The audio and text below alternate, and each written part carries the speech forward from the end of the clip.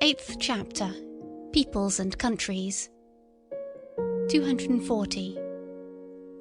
I heard, once again for the first time, Richard Wagner's overture to the Master Singers. It is a piece of magnificent, gorgeous, heavy, latter-day art, which has the pride to presuppose 2 centuries of music as still living, in order that it may be understood. It is an honour to Germans that such a pride did not miscalculate. What flavours and forces, what seasons and climes do we not find mingled in it? It impresses us at one time as ancient, at another time as foreign, bitter and too modern. It is as arbitrary as it is pompously traditional. It is not infrequently roguish, still oftener rough and coarse. It has fire and courage, and, at the same time, the loose, dun-coloured skin of fruits which ripen too late. It flows broad and full, and suddenly there is a moment of inexplicable hesitation, like a gap that opens between cause and effect, an oppression that makes us dream, almost a nightmare. But already it broadens and widens anew the old stream of delight, the most manifold delight, of old and new happiness, including especially the joy of the artist in himself, which he refuses to conceal, his astonished, happy cognizance of his mastery of the expedients here employed, the new, newly acquired, imperfectly tested expedients of art, as he apparently betrays to us.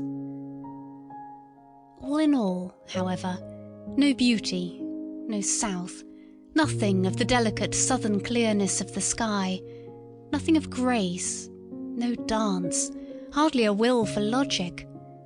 A certain clumsiness even, which is also emphasized, as though the artist wished to say to us, "It is part of my intention."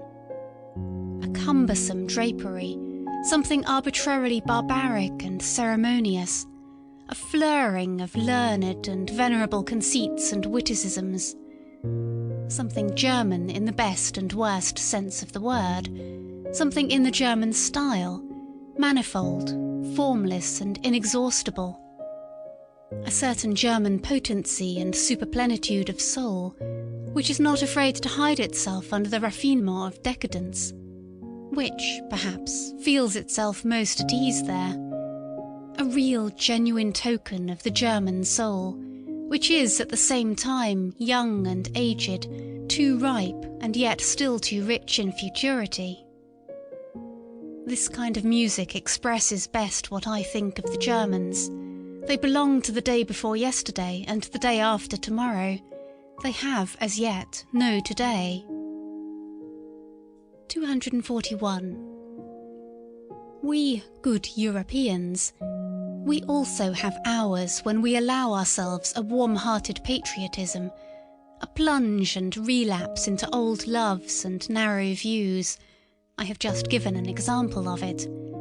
Hours of national excitement, of patriotic anguish, and all other sorts of old-fashioned floods of sentiment.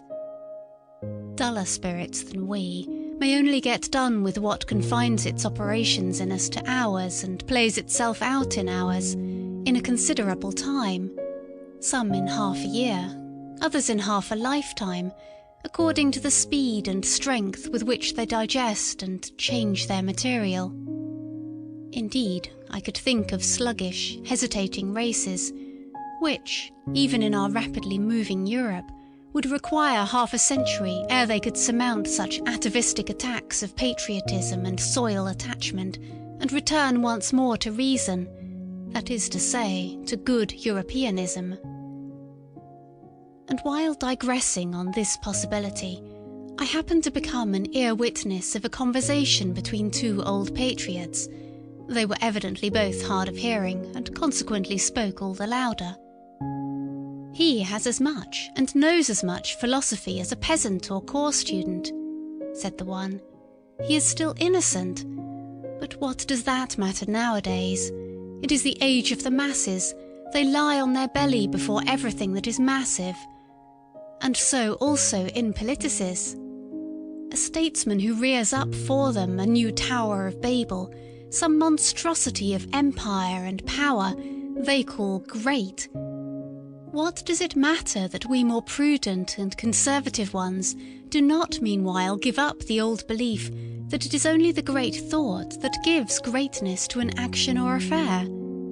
Supposing a statesman were to bring his people into the position of being obliged henceforth to practice high politics, for which they were by nature badly endowed and prepared, so that they would have to sacrifice their old and reliable virtues out of love to a new and doubtful mediocrity.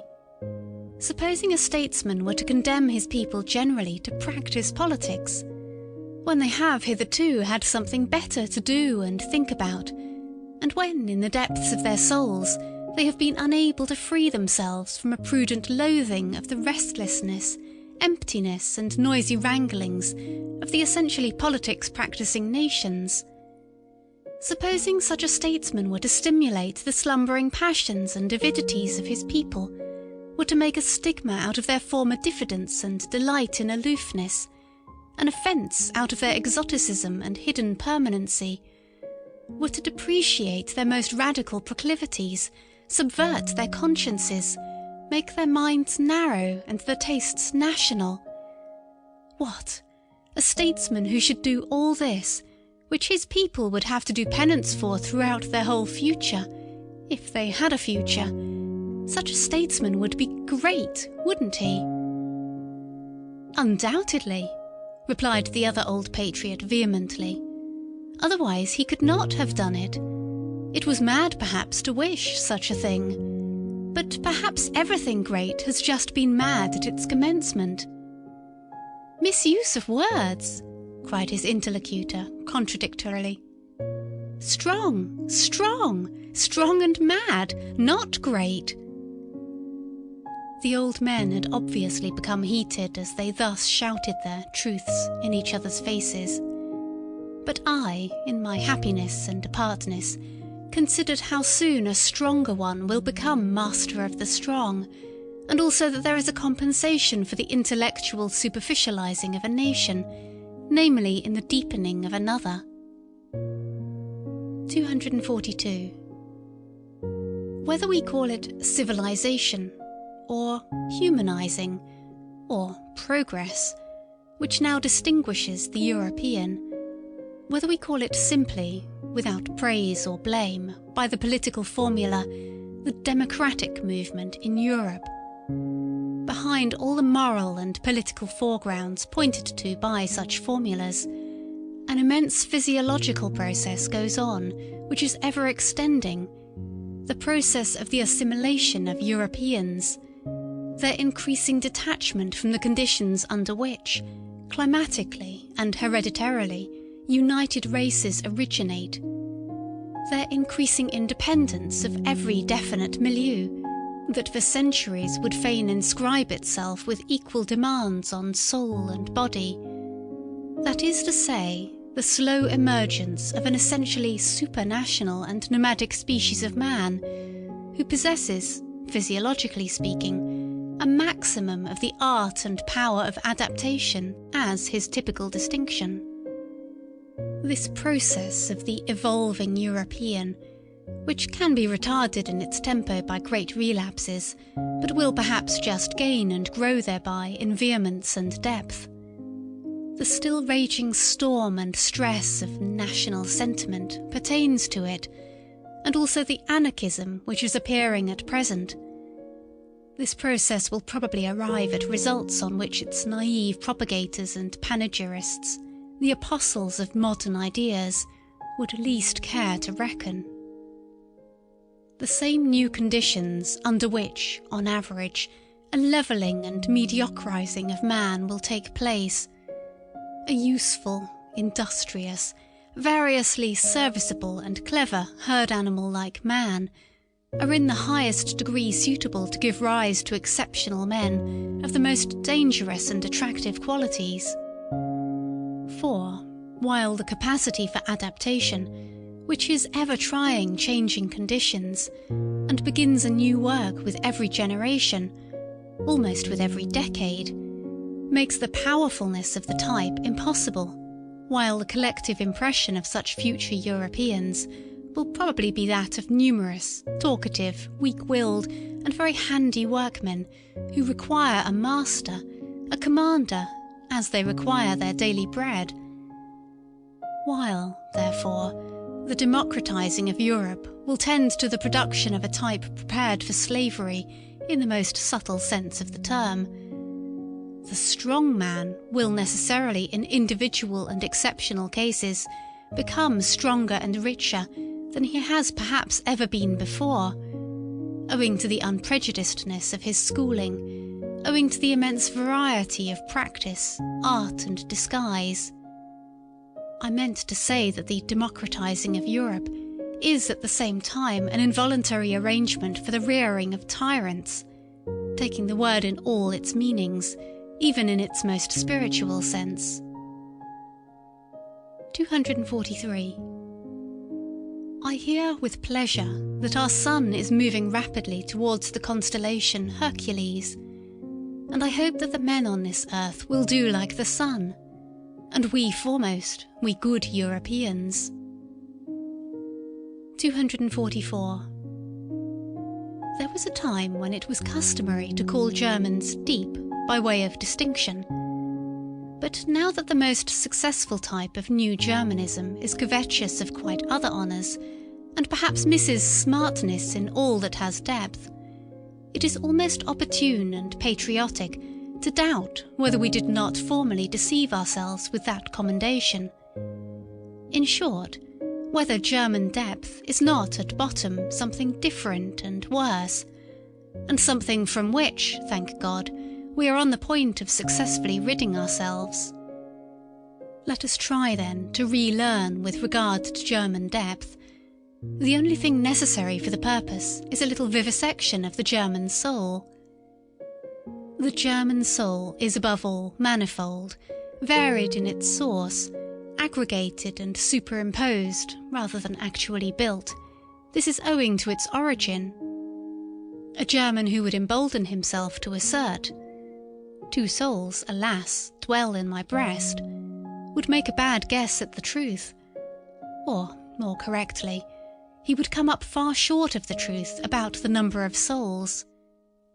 As a people made up of the most extraordinary mixing and mingling of races, perhaps even with a preponderance of the pre-Aryan element, as the people of the centre in every sense of the term, the Germans are more intangible, more ample, more contradictory, more unknown, more incalculable, more surprising, and even more terrifying than other peoples are to themselves.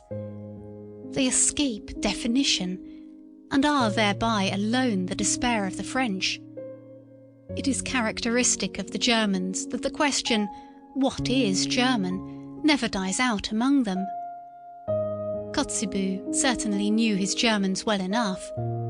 "We are known," they cried jubilantly to him, but Sand also thought he knew them. Jean-Paul knew what he was doing when he declared himself incensed at Fichte's lying but patriotic flatteries and exaggerations. But it is probable that Goethe thought differently about Germans from Jean-Paul, even though he acknowledged him to be right with regard to Fichte. It is a question what Goethe really thought about the Germans. But about many things around him he never spoke explicitly, and all his life he knew how to keep an astute silence.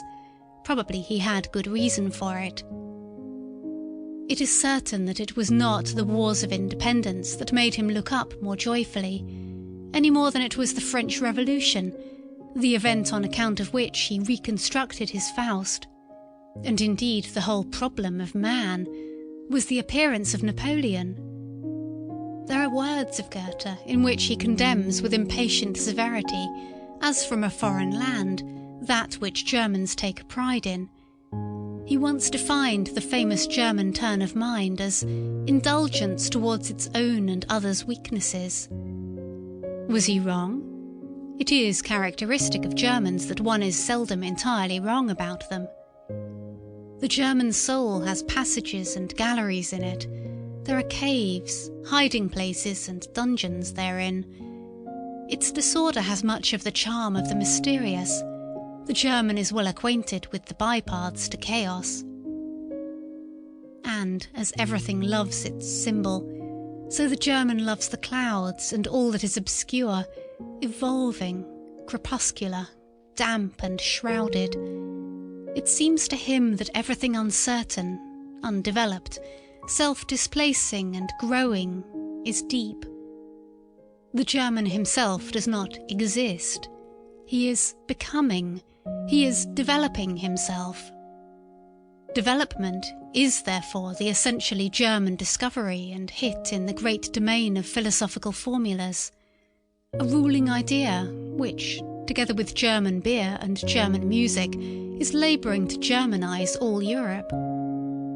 Foreigners are astonished and attracted by the riddles which the conflicting nature at the basis of the German soul propounds to them. Riddles which Hegel systematized and Richard Wagner has in the end set to music. Good-natured and spiteful. Such a juxtaposition, preposterous in the case of every other people, is unfortunately only too often justified in Germany. One has only to live for a while among Swabians to know this. The clumsiness of the German scholar and his social distastefulness agree alarmingly well with his psychical rope dancing and nimble boldness, of which all the gods have learnt to be afraid. If anyone wishes to see the German soul demonstrated ad oculus, let him only look at German taste, at German arts and manners. What boorish indifference to taste! How the noblest and the commonest stand there in juxtaposition! How disorderly and how rich is the whole constitution of this soul! The German drags at his soul, he drags at everything he experiences. He digests his events badly, he never gets done with them, and German depth is often only a difficult, hesitating digestion. And just as all chronic invalids, all dyspeptics, like what is convenient, so the German loves frankness and honesty.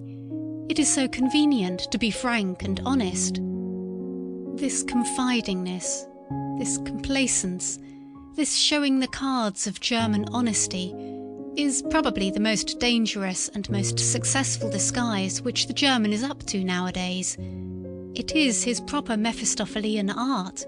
With this he can still achieve much. The German lets himself go, and thereby gazes with faithful, blue, empty German eyes, and other countries immediately confound him with his dressing gown. I meant to say that, let German depth be what it will, among ourselves alone we perhaps take the liberty to laugh at it. We shall do well to continue henceforth to honour its appearance and good name, and not barter away too cheaply our old reputation as a people of depth for Prussian smartness and Berlin wit and sand. It is wise for a people to pose and let itself be regarded as profound, clumsy, good-natured, honest and foolish. It might even be profound to do so. Finally, we should do honour to our name. We are not called the Tuschevolk, deceptive people, for nothing. 245.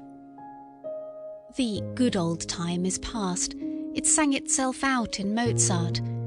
How happy are we that his Rococo still speaks to us, that his good company, his tender enthusiasm, his childish delight in the Chinese and in flourishes, his courtesy of heart, his longing for the elegant, the amorous, the tripping, the tearful, and his belief in the South, can still appeal to something left in us.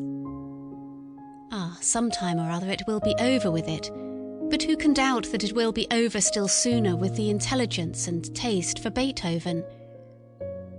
For he was only the last echo of a break and transition in style, and not, like Mozart, the last echo of a great European taste which had existed for centuries. Beethoven is the intermediate event between an old mellow soul that is constantly breaking down, and a future over-young soul that is always coming.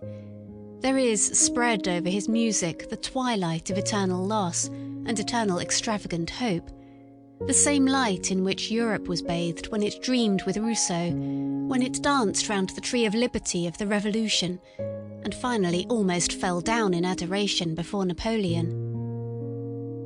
But how rapidly does this very sentiment now pale?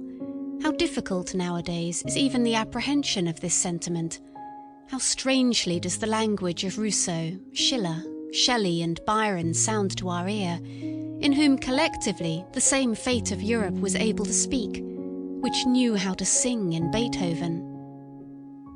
Whatever German music came afterwards belongs to Romanticism, that is to say, to a movement which, historically considered, was still shorter, more fleeting and more superficial than that great interlude, the transition of Europe from Rousseau to Napoleon and to the rise of democracy. Weber. But what do we care nowadays for Freischütz and Oberon, or Marschner's Hans Heiling and Vampire, or even Wagner's Tannhauser? That is extinct, although not yet forgotten music.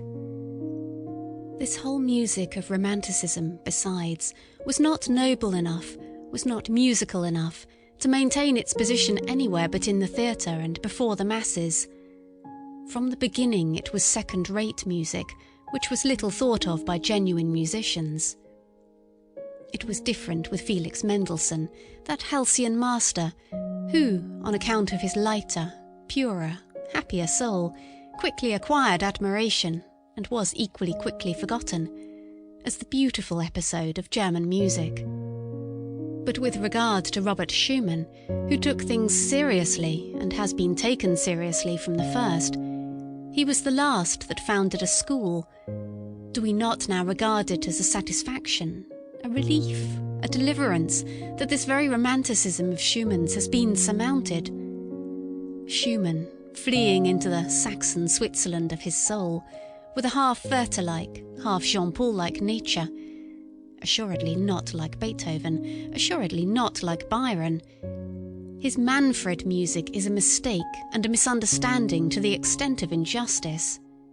Schumann, with his taste, which was fundamentally a petty taste, that is to say, a dangerous propensity, doubly dangerous among Germans, for quiet lyricism and intoxication of the feelings, going constantly apart, timidly withdrawing and retiring, a noble weakling who revelled in nothing but anonymous joy and sorrow, from the beginning a sort of girl and noli me tangere. This Schumann was already merely a German event in music, and no longer a European event, as Beethoven had been, as in a still greater degree Mozart had been. With Schumann, German music was threatened with its greatest danger, that of losing the voice for the soul of Europe, and sinking into a merely national affair. 246. What a torture are books written in German to a reader who has a third ear. How indignantly he stands beside the slowly turning swamp of sounds without tune and rhythms without dance, which Germans call a book. And even the German who reads books, how lazily, how reluctantly, how badly he reads. How many Germans know, and consider it obligatory to know, that there is art in every good sentence, art which must be divined if the sentence is to be understood. If there is a misunderstanding about its tempo, for instance, the sentence itself is misunderstood.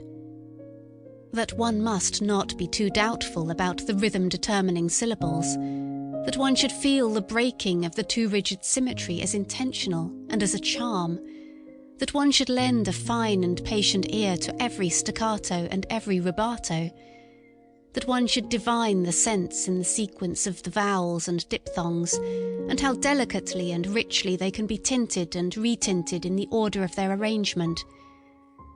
Who among book-reading Germans is complacent enough to recognise such duties and requirements, and to listen to so much art and intention in language? After all, one just has no ear for it, and so the most marked contrasts of style are not heard, and the most delicate artistry is, as it were, squandered on the deaf. These were my thoughts when I noticed how clumsily and unintuitively two masters in the art of prose writing have been confounded. One whose words drop down hesitatingly and coldly, as from the roof of a damp cave, he counts on their dull sound and echo, and another who manipulates his language like a flexible sword, and from his arm down into his toes feels the dangerous bliss of the quivering, over-sharp blade, which wishes to bite, hiss and cut. 247. How little the German style has to do with harmony and with the ear is shown by the fact that precisely our good musicians themselves write badly. The German does not read aloud. He does not read for the ear, but only with his eyes. He has put his ears away in the drawer for the time. In antiquity, when a man read, which was seldom enough, he read something to himself and in a loud voice. They were surprised when anyone read silently and sought secretly the reason of it. In a loud voice, that is to say, with all the swellings, inflections and variations of key and changes of tempo in which the ancient public world took delight. The laws of the written style were then the same as those of the spoken style, and these laws depended partly on the surprising development and refined requirements of the ear and larynx, partly on the strength, endurance and power of the ancient lungs. In the ancient sense, a period is, above all, a physiological whole, inasmuch as it is comprised in one breath. Such periods as occur in Demosthenes and Cicero, swelling twice and sinking twice, and all in one breath, were pleasures to the men of antiquity, who knew by their own schooling how to appreciate the virtue therein, the rareness and the difficulty in the deliverance of such a period. We have really no right to the big period, we modern men who are short of breath in every sense. Those ancients, indeed, were all of them dilettanti in speaking, consequently connoisseurs, consequently critics. They thus brought their orators to the highest pitch. In the same manner as in the last century, when all Italian ladies and gentlemen knew how to sing, the virtuosoship of song, and with it also the art of melody, reached its elevation. In Germany, however, until quite recently, when a kind of platform eloquence began shyly and awkwardly enough to flutter its young wings, there was, properly speaking, only one kind of public and approximately artistical discourse, that delivered from the pulpit. The preacher was the only one in Germany who knew the weight of a syllable or a word, in what manner a sentence strikes, springs, rushes, flows and comes to a close. He alone had a conscience in his ears, often enough a bad conscience, for reasons are not lacking why proficiency in oratory should be especially seldom attained by a German, or almost always too late. The masterpiece of German prose is therefore with good reason the masterpiece of its greatest preacher. The Bible has hitherto been the best German book.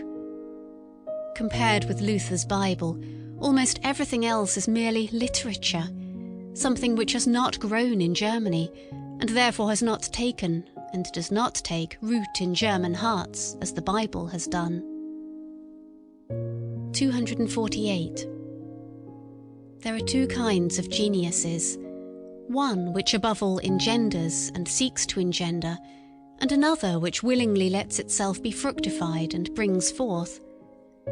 And similarly, among the gifted nations, there are those on whom the woman's problem of pregnancy has devolved, and the secret task of forming, maturing and perfecting.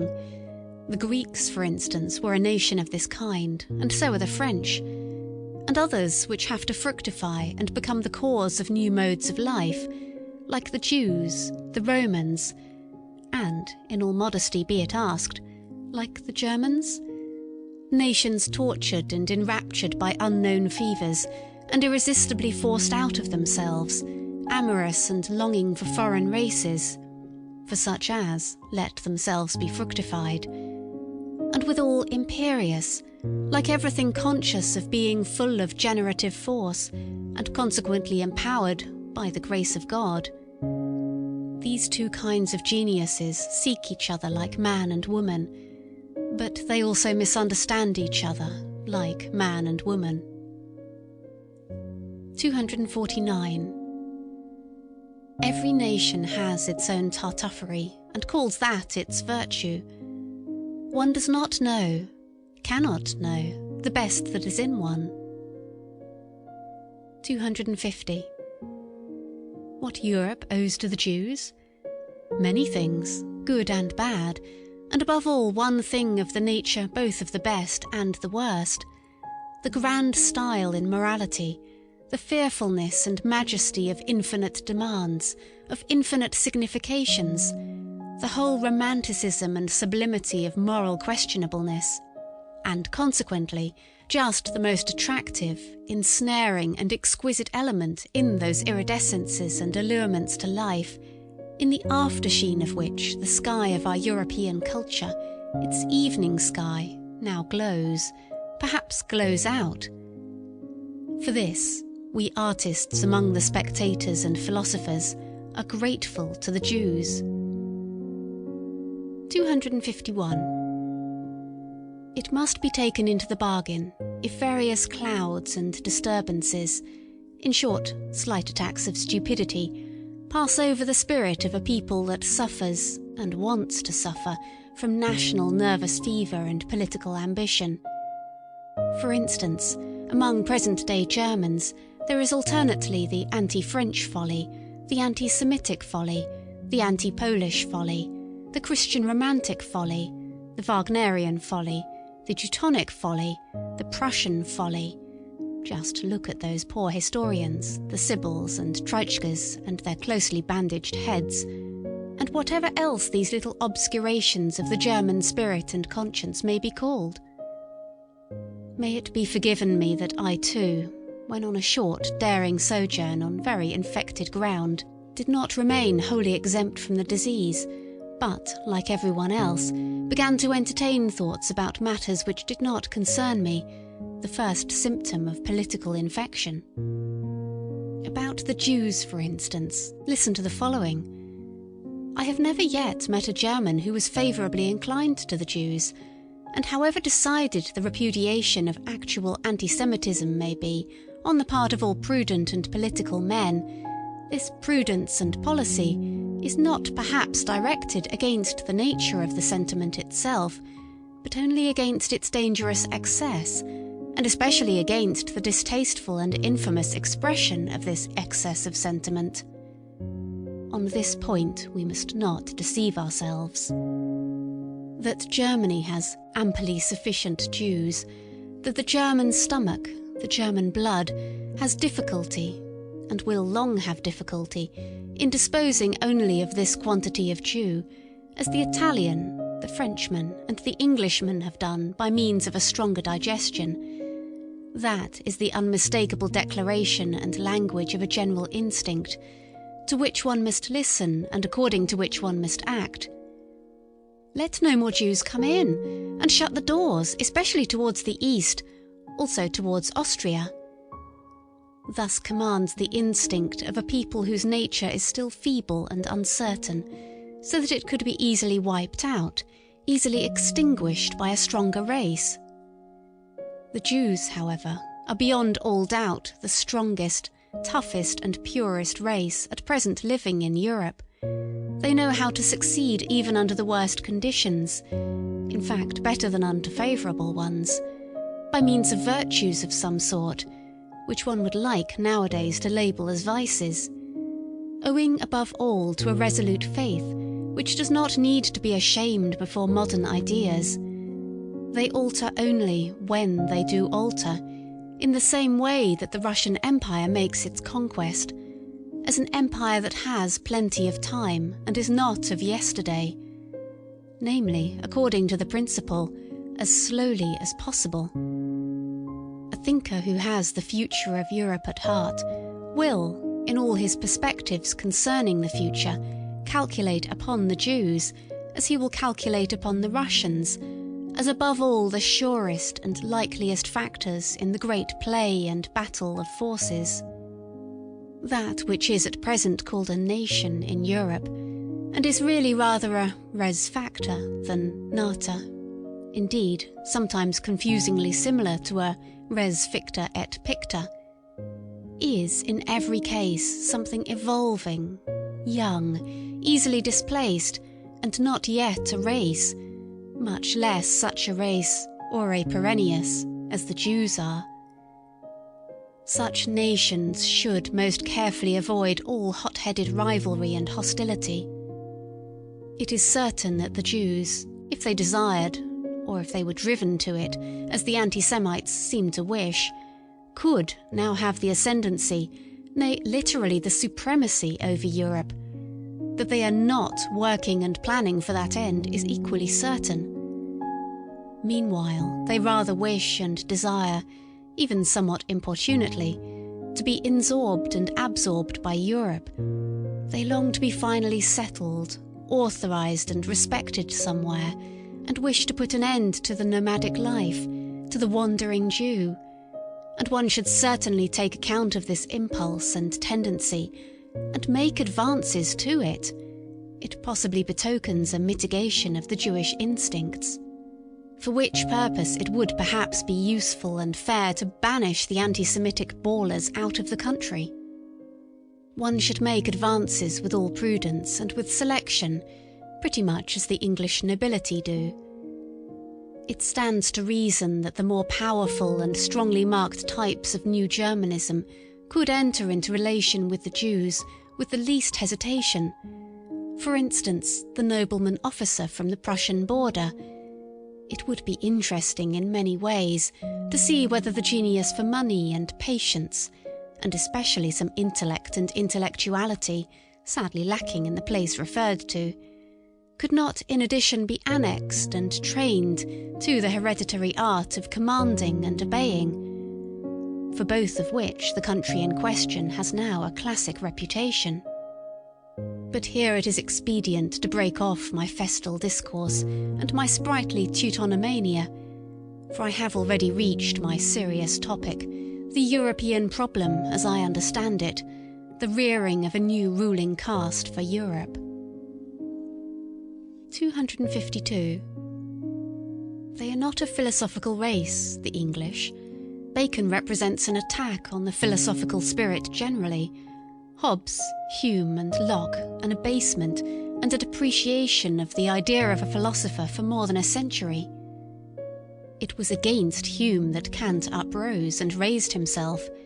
It was Locke of whom Schelling rightly said, "Je méprise Locke." In the struggle against the English mechanical stultification of the world, Hegel and Schopenhauer, along with Goethe, were of one accord, the two hostile brother geniuses in philosophy who pushed in different directions towards the opposite poles of German thought, and thereby wronged each other as only brothers will do. What is lacking in England, and has always been lacking, that half-actor and rhetorician knew well enough, the absurd muddlehead Carlyle, who sought to conceal under passionate grimaces what he knew about himself, namely what was lacking in Carlyle, real power of intellect, real depth of intellectual perception, in short, philosophy. It is characteristic of such an unphilosophical race to hold on firmly to Christianity. They need its discipline for moralizing and humanizing. The Englishman, more gloomy, sensual, headstrong and brutal than the German, is, for that very reason, as the baser of the two, also the most pious. He has all the more need of Christianity. To finer nostrils, this English Christianity itself still has a characteristic English taint of spleen and alcoholic excess, for which, owing to good reasons, it is used as an antidote, the finer poison to neutralise the coarser. A finer form of poisoning is in fact a step in advance with coarse-mannered people, a step towards spiritualisation. The English coarseness and rustic demureness is still most satisfactorily disguised by Christian pantomime and by praying and psalm singing, or, more correctly, it is thereby explained and differently expressed. And for the herd of drunkards and rakes who formerly learned moral grunting under the influence of Methodism, and more recently as the Salvation Army, a penitential fit may really be the relatively highest manifestation of humanity to which they can be elevated. So much may reasonably be admitted. That, however, which offends even in the humanest Englishman is his lack of music, to speak figuratively and also literally.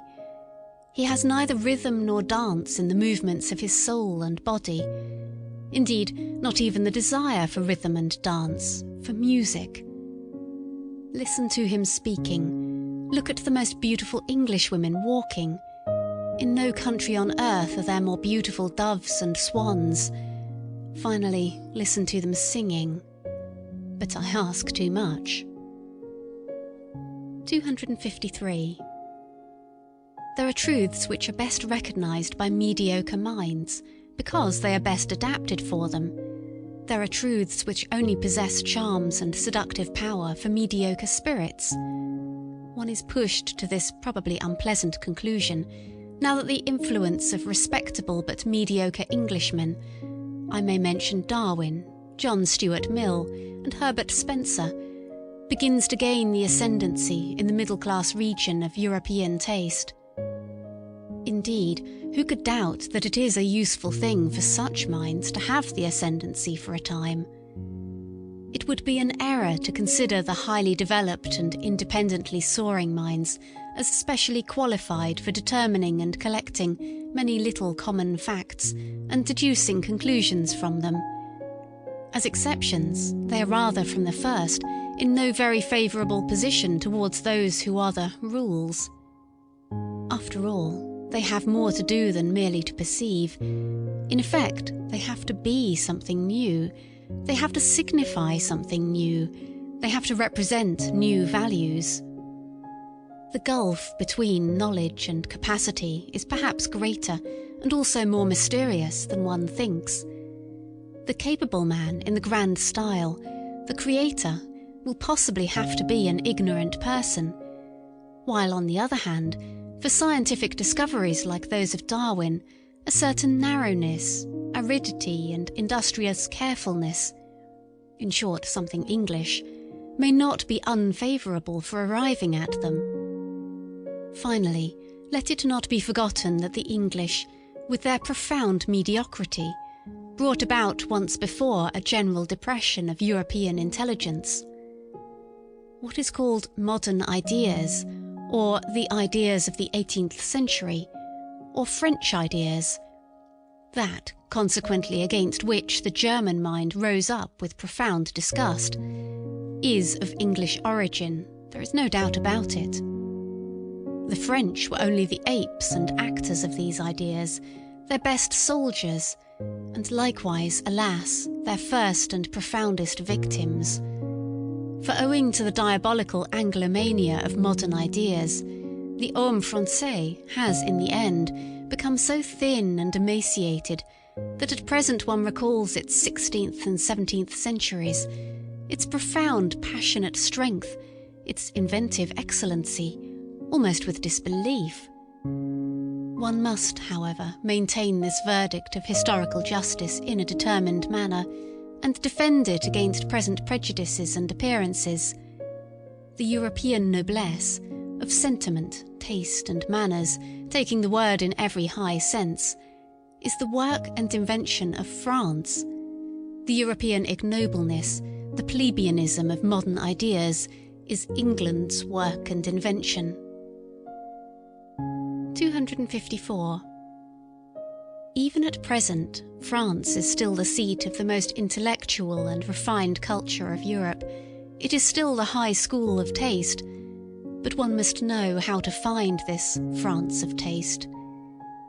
He who belongs to it keeps himself well concealed. They may be a small number in whom it lives and is embodied, besides perhaps being men who do not stand upon the strongest legs, in part fatalists, hypochondriacs, invalids, in part persons overindulged, over-refined, such as have the ambition to conceal themselves. They have all something in common. They keep their ears closed in presence of the delirious folly and noisy spouting of the democratic bourgeois. In fact, a besotted and brutalized France at present sprawls in the foreground. It recently celebrated a veritable orgy of bad taste and, at the same time, of self-admiration at the funeral of Victor Hugo. There is also something else common to them, a predilection to resist intellectual Germanizing, and a still greater inability to do so. In this France of intellect, which is also a France of pessimism, Schopenhauer has perhaps become more at home and more indigenous than he has ever been in Germany, not to speak of Heinrich Heine, who has long ago been reincarnated in the more refined and fastidious lyrists of Paris, or of Hegel, who at present, in the form of Taine, the first of living historians, exercises an almost tyrannical influence. As regards Richard Wagner, however, the more French music learns to adapt itself to the actual needs of the homme moderne, the more will it Wagnerize. One can safely predict that, beforehand, it is already taking place sufficiently. There are, however, three things which the French can still boast of with pride as their heritage and possession, and as indelible tokens of their ancient intellectual superiority in Europe, in spite of all voluntary or involuntary Germanizing and vulgarizing of taste. Firstly, the capacity for artistic emotion, for devotion to form, for which the expression l'art pour l'art, along with numerous others, has been invented. Such capacity has not been lacking in France for 3 centuries, and owing to its reverence for the small number, it has again and again made a sort of chamber music of literature possible, which is sought for in vain elsewhere in Europe. The second thing whereby the French can lay claim to a superiority over Europe is their ancient, many-sided, moralistic culture, owing to which one finds on an average, even in the petit romancier of the newspapers and chance boulevardier de Paris, a psychological sensitiveness and curiosity, of which, for example, one has no conception, to say nothing of the thing itself, in Germany. The Germans lack a couple of centuries of the moralistic work requisite thereto, which, as we have said, France has not grudged. Those who call the Germans naive on that account give them commendation for a defect. As the opposite of the German inexperience and innocence, involuptate psychologica, which is not too remotely associated with the tediousness of German intercourse, and as the most successful expression of genuine French curiosity and inventive talent in this domain of delicate thrills, Henri Bayle may be noted, that remarkable anticipatory and forerunning man who, with a Napoleonic tempo, traversed his Europe, in fact several centuries of the European soul, as a surveyor and discoverer thereof. It has required 2 generations to overtake him one way or another, to divine long afterwards some of the riddles that perplexed and enraptured him, this strange Epicurean and man of interrogation, the last great psychologist of France. There is yet a third claim to superiority. In the French character, there is a successful halfway synthesis of the North and South, which makes them comprehend many things, and enjoins upon them other things which an Englishman can never comprehend. Their temperament, turned alternately to and from the south, in which from time to time the Provençal and Ligurian blood froths over, preserves them from the dreadful northern grey-in-grey, from sunless conceptual spectrism, and from poverty of blood, our German infirmity of taste, for the excessive prevalence of which, at the present moment, blood and iron, that is to say high politics, has with great resolution been prescribed, according to a dangerous healing art, which bids me wait and wait, but not yet hope. There is also still in France a pre-understanding and ready welcome for those rarer and rarely gratified men who are too comprehensive to find satisfaction in any kind of fatherlandism, and know how to love the South when in the North, and the North when in the South, the born Midlanders, the good Europeans. For them Bizet has made music, this latest genius, who has seen a new beauty and seduction, who has discovered a piece of the South in music. 255. I hold that many precautions should be taken against German music. Suppose a person loves the South as I love it, as a great school of recovery for the most spiritual and the most sensuous ills, as a boundless solar profusion and effulgence, which o'erspreads a sovereign existence believing in itself. Well, such a person will learn to be somewhat on his guard against German music, because, in injuring his taste anew, it will also injure his health anew.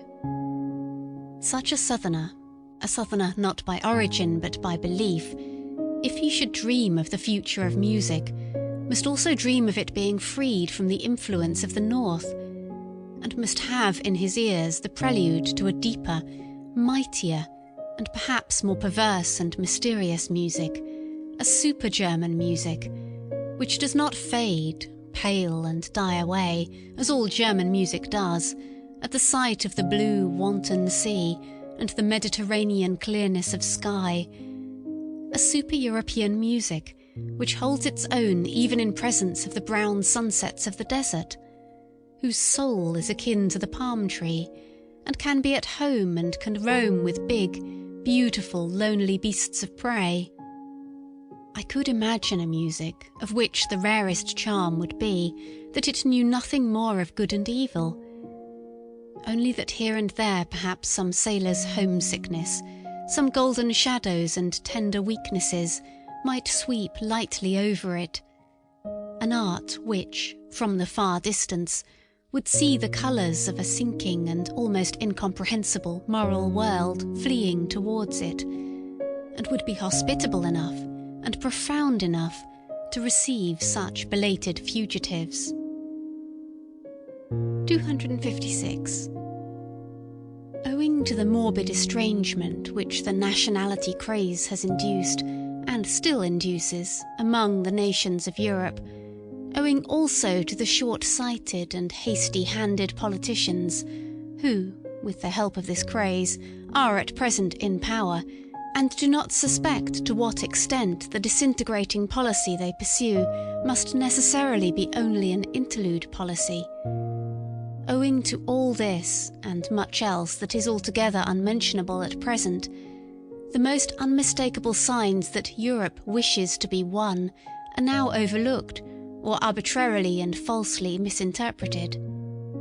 With all the more profound and large-minded men of this century, the real general tendency of the mysterious labour of their souls was to prepare the way for that new synthesis, and tentatively to anticipate the European of the future. Only in their simulations, or in their weaker moments, in old age perhaps, did they belong to the fatherlands. They only wrested from themselves when they became patriots. I think of such men as Napoleon, Goethe, Beethoven, Stendhal, Heinrich Heine, Schopenhauer. It must not be taken amiss if I also count Richard Wagner among them, about whom one must not let oneself be deceived by his own misunderstandings.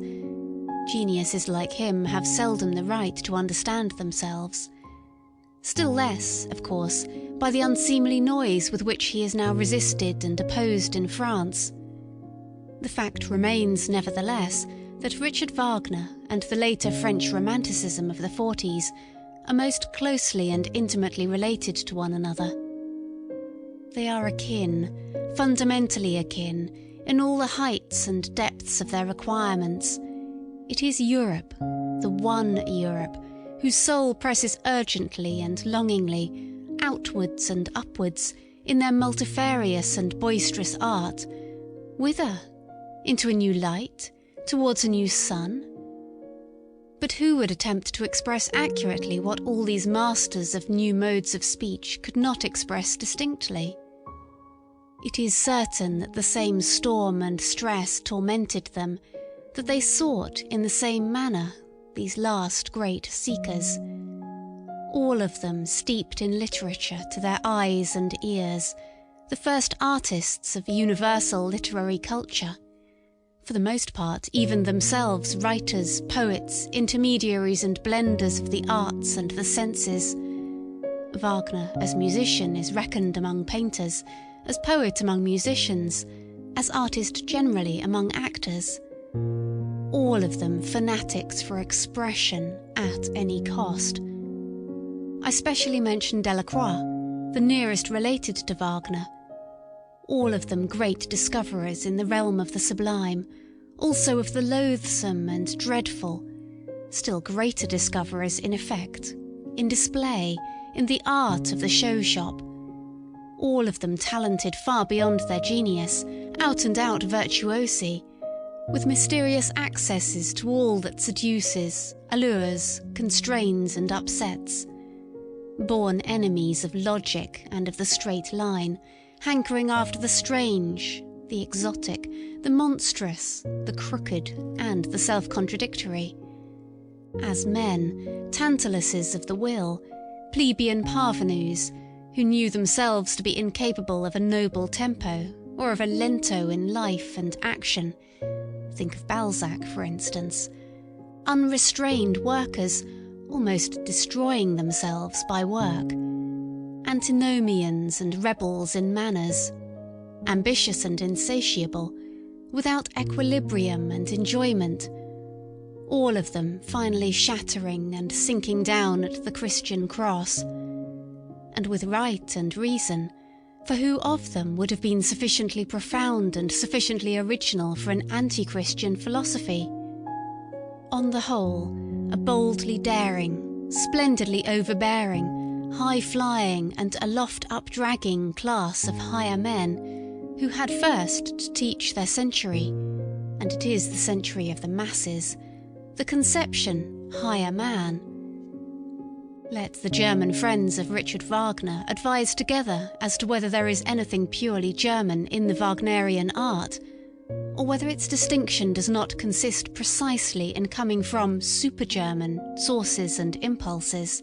In which connection, it may not be underrated how indispensable Paris was to the development of his type, which the strength of his instincts made him long to visit at the most decisive time, and how the whole style of his proceedings, of his self-apostolate, could only perfect itself in sight of the French socialistic original. On a more subtle comparison, it will perhaps be found, to the honour of Richard Wagner's German nature, that he has acted in everything with more strength, daring, severity and elevation than a 19th century Frenchman could have done, owing to the circumstance that we Germans are as yet nearer to barbarism than the French. Perhaps even the most remarkable creation of Richard Wagner is not only at present, but forever inaccessible, incomprehensible, and inimitable to the whole latter-day Latin race, the figure of Siegfried, that very free man, who is probably far too free, too hard, too cheerful, too healthy, too anti-Catholic for the taste of old and mellow civilized nations. He may even have been a sin against romanticism, this anti-Latin Siegfried. Well, Wagner atoned amply for this sin in his old sad days, when, anticipating a taste which has meanwhile passed into politics, he began, with the religious vehemence peculiar to him, to preach, at least, the way to Rome, if not to walk therein. That these last words may not be misunderstood, I will call to my aid a few powerful rhymes, which will even betray to less delicate ears what I mean, what I mean counter to the last Wagner and his Parsifal music. Is this our mode? From German heart came this vexed ululating, from German body this self-lacerating. Is ours this priestly hand dilation, this incense-fuming exaltation? Is ours this faltering, falling, shambling, this quite uncertain ding-dong dangling, this sly nun-ogling, Ave-hour bell-ringing, this holy false enraptured heaven o'erspringing? Is this our mode? Think well, ye still wait for admission, for what ye hear is Rome, Rome's faith by intuition. End of chapter 8. Ninth chapter. What is noble? 257. Every elevation of the type man has hitherto been the work of an aristocratic society, and so will it always be, a society believing in a long scale of gradations of rank and differences of worth among human beings, and requiring slavery in some form or other. Without the pathos of distance, such as grows out of the incarnated difference of classes, out of the constant outlooking and downlooking of the ruling caste on subordinates and instruments, and out of their equally constant practice of obeying and commanding, of keeping down and keeping at a distance, that other, more mysterious pathos could never have arisen, the longing for an ever-new widening of distance within the soul itself, the formation of ever higher, rarer, further, more extended, more comprehensive states. In short, just the elevation of the type man, the continued self-surmounting of man, to use a moral formula in a supermoral sense. To be sure, one must not resign oneself to any humanitarian illusions about the history of the origin of an aristocratic society. That is to say, of the preliminary condition for the elevation of the type man. The truth is hard. Let us acknowledge unprejudicedly how every higher civilization hitherto has originated. Men with a still natural nature, barbarians in every terrible sense of the word, men of prey, still in possession of unbroken strength of will and desire for power, threw themselves upon weaker, more moral, more peaceful races, perhaps trading or cattle-rearing communities, or upon old mellow civilizations in which the final vital force was flickering out in brilliant fireworks of wit and depravity. At the commencement, the noble caste was always the barbarian caste. Their superiority did not consist first of all in their physical, but in their psychical power. They were more complete men, which at every point also implies the same as more complete beasts. 258. Corruption, as the indication that anarchy threatens to break out among the instincts, and that the foundation of the emotions, called life, is convulsed, is something radically different according to the organization in which it manifests itself. When, for instance, an aristocracy like that of France at the beginning of the Revolution flung away its privileges with sublime disgust and sacrificed itself to an excess of its moral sentiments, it was corruption. It was really only the closing act of the corruption which had existed for centuries, by virtue of which that aristocracy had abdicated, step by step, its lordly prerogatives and lowered itself to a function of royalty, in the end even to its decoration and parade dress. The essential thing, however, in a good and healthy aristocracy is that it should not regard itself as a function either of the kingship or the commonwealth, but as the significance and highest justification thereof, that it should therefore accept with a good conscience the sacrifice of a legion of individuals, who, for its sake, must be suppressed and reduced to imperfect men, to slaves and instruments. Its fundamental belief must be precisely that society is not allowed to exist for its own sake, but only as a foundation and scaffolding, by means of which a select class of beings may be able to elevate themselves to their higher duties, and in general to a higher existence, like those sun-seeking climbing plants in Java. They are called sipo matador, which encircle an oak so long and so often with their arms, until at last, high above it, but supported by it, they can unfold their tops in the open light and exhibit their happiness. 259. To refrain mutually from injury, from violence, from exploitation, and put one's will on a par with that of others, this may result in a certain rough sense in good conduct among individuals when the necessary conditions are given, namely, the actual similarity of the individuals in amount of force and degree of worth, and their co-relation within one organisation. As soon, however, as one wished to take this principle more generally, and if possible even as the fundamental principle of society, it would immediately disclose what it really is, namely a will to the denial of life, a principle of dissolution and decay. Here one must think profoundly to the very basis and resist all sentimental weakness. Life itself is essentially appropriation, injury, conquest of the strange and weak, suppression, severity, obtrusion of its own forms, incorporation, and, at the least, putting it mildest, exploitation. But why should one forever use precisely these words, on which for ages a disparaging purpose has been stamped?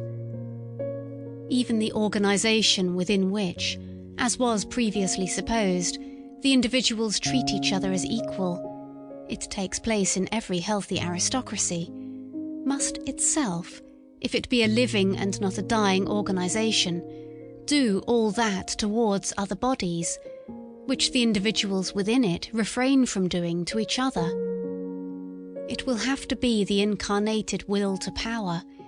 It will endeavour to grow, to gain ground, attract to itself and acquire ascendancy, not owing to any morality or immorality, but because it lives, and because life is precisely will to power. On no point, however, is the ordinary consciousness of Europeans more unwilling to be corrected than on this matter. People now rave everywhere, even under the guise of science, about coming conditions of society in which the exploiting character is to be absent. That sounds to my ears as if they promised to invent a mode of life which should refrain from all organic functions. Exploitation does not belong to a depraved or imperfect and primitive society. It belongs to the nature of the living being as a primary organic function. It is a consequence of the intrinsic will to power, which is precisely the will to life. Granting that, as a theory, this is a novelty, as a reality, it is the fundamental fact of all history. Let us be so far honest towards ourselves. 260. In a tour through the many finer and coarser moralities which have hitherto prevailed or still prevail on the earth, I found certain traits recurring regularly together and connected with one another, until finally two primary types revealed themselves to me, and a radical distinction was brought to light. There is master morality and slave morality. I would at once add, however, that in all higher and mixed civilizations there are also attempts at the reconciliation of the two moralities, but one finds still oftener the confusion and mutual misunderstanding of them. Indeed, sometimes their close juxtaposition, even in the same man, within one's soul. The distinctions of moral values have either originated in a ruling caste, pleasantly conscious of being different from the ruled, or among the ruled class, the slaves and dependents of all sorts. In the first case, when it is the rulers who determine the conception good, it is the exalted, proud disposition which is regarded as the distinguishing feature and that which determines the order of rank. The noble type of man separates from himself the beings in whom the opposite of this exalted, proud disposition displays itself. He despises them. Let it at once be noted that in this first kind of morality, the antithesis, good and bad, means practically the same as noble and despicable. The antithesis, good and evil, is of a different origin. The cowardly, the timid, the insignificant, and those thinking merely of narrow utility are despised. Moreover, also, the distrustful, with their constrained glances, the self-abasing, the dog-like kind of men who let themselves be abused, the mendicant flatterers, and above all the liars. It is a fundamental belief of all aristocrats that the common people are untruthful. We truthful ones, the nobility in ancient Greece called themselves.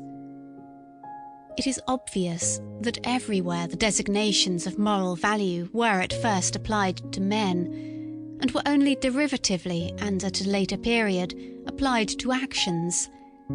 It is a gross mistake, therefore, when historians of morals start with questions like, why have sympathetic actions been praised? The noble type of man regards himself as a determiner of values. He does not require to be approved of. He passes the judgment. What is injurious to me is injurious in itself. He knows that it is he himself only who confers honour on things. He is a creator of values. He honours whatever he recognises in himself. Such morality is self-glorification.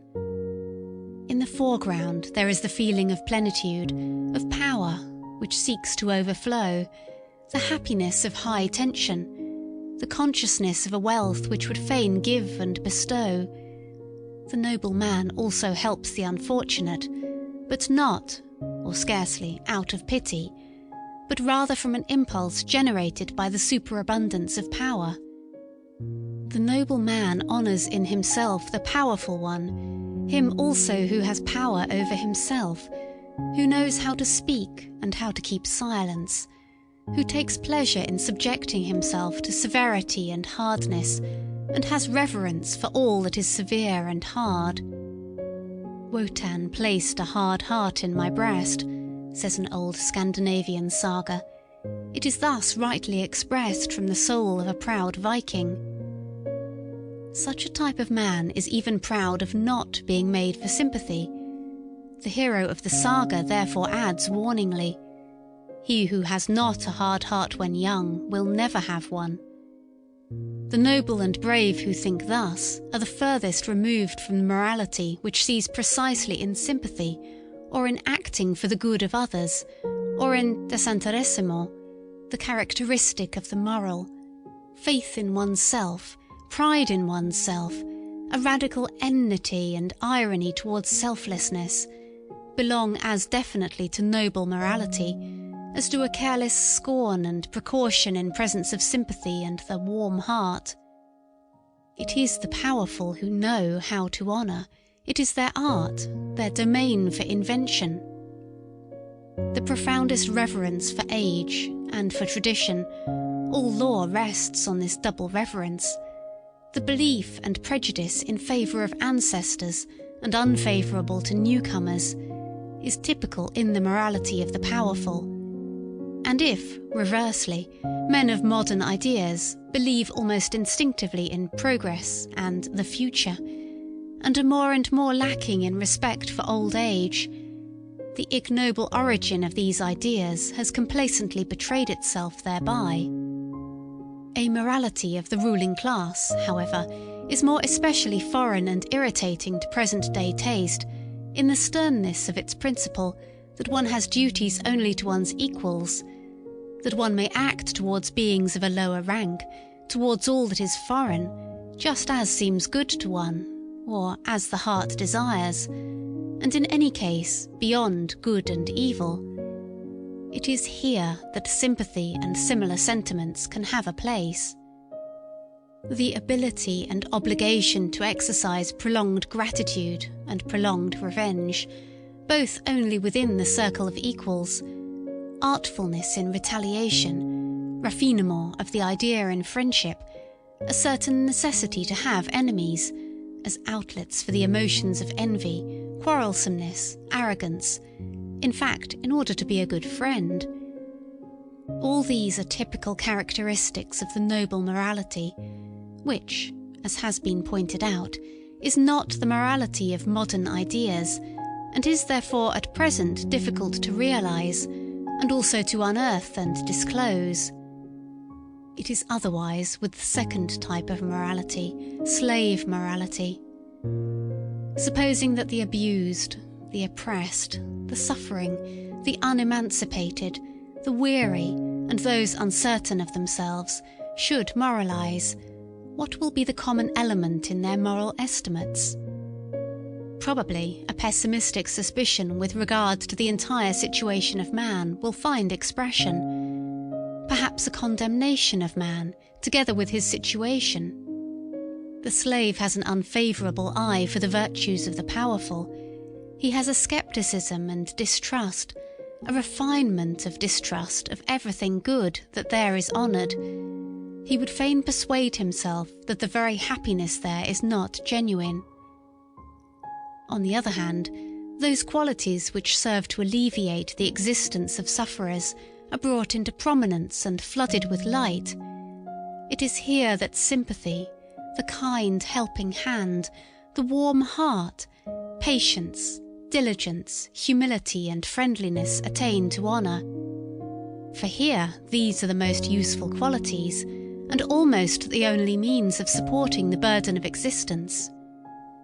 Slave morality is essentially the morality of utility. Here is the seat of the origin of the famous antithesis, good and evil. Power and dangerousness are assumed to reside in the evil, a certain dreadfulness, subtlety and strength which do not admit of being despised. According to slave morality, therefore, the evil man arouses fear. According to master morality, it is precisely the good man who arouses fear and seeks to arouse it, while the bad man is regarded as the despicable being. The contrast attains its maximum when, in accordance with the logical consequences of slave morality, a shade of depreciation, it might be slight and well-intentioned, at last attaches itself even to the good man of this morality, because, according to the servile mode of thought, the good man must in any case be the safe man. He is good-natured, easily deceived, perhaps a little stupid, un bonhomme. Everywhere that slave morality gains the ascendancy, language shows a tendency to approximate the significations of the words good and stupid.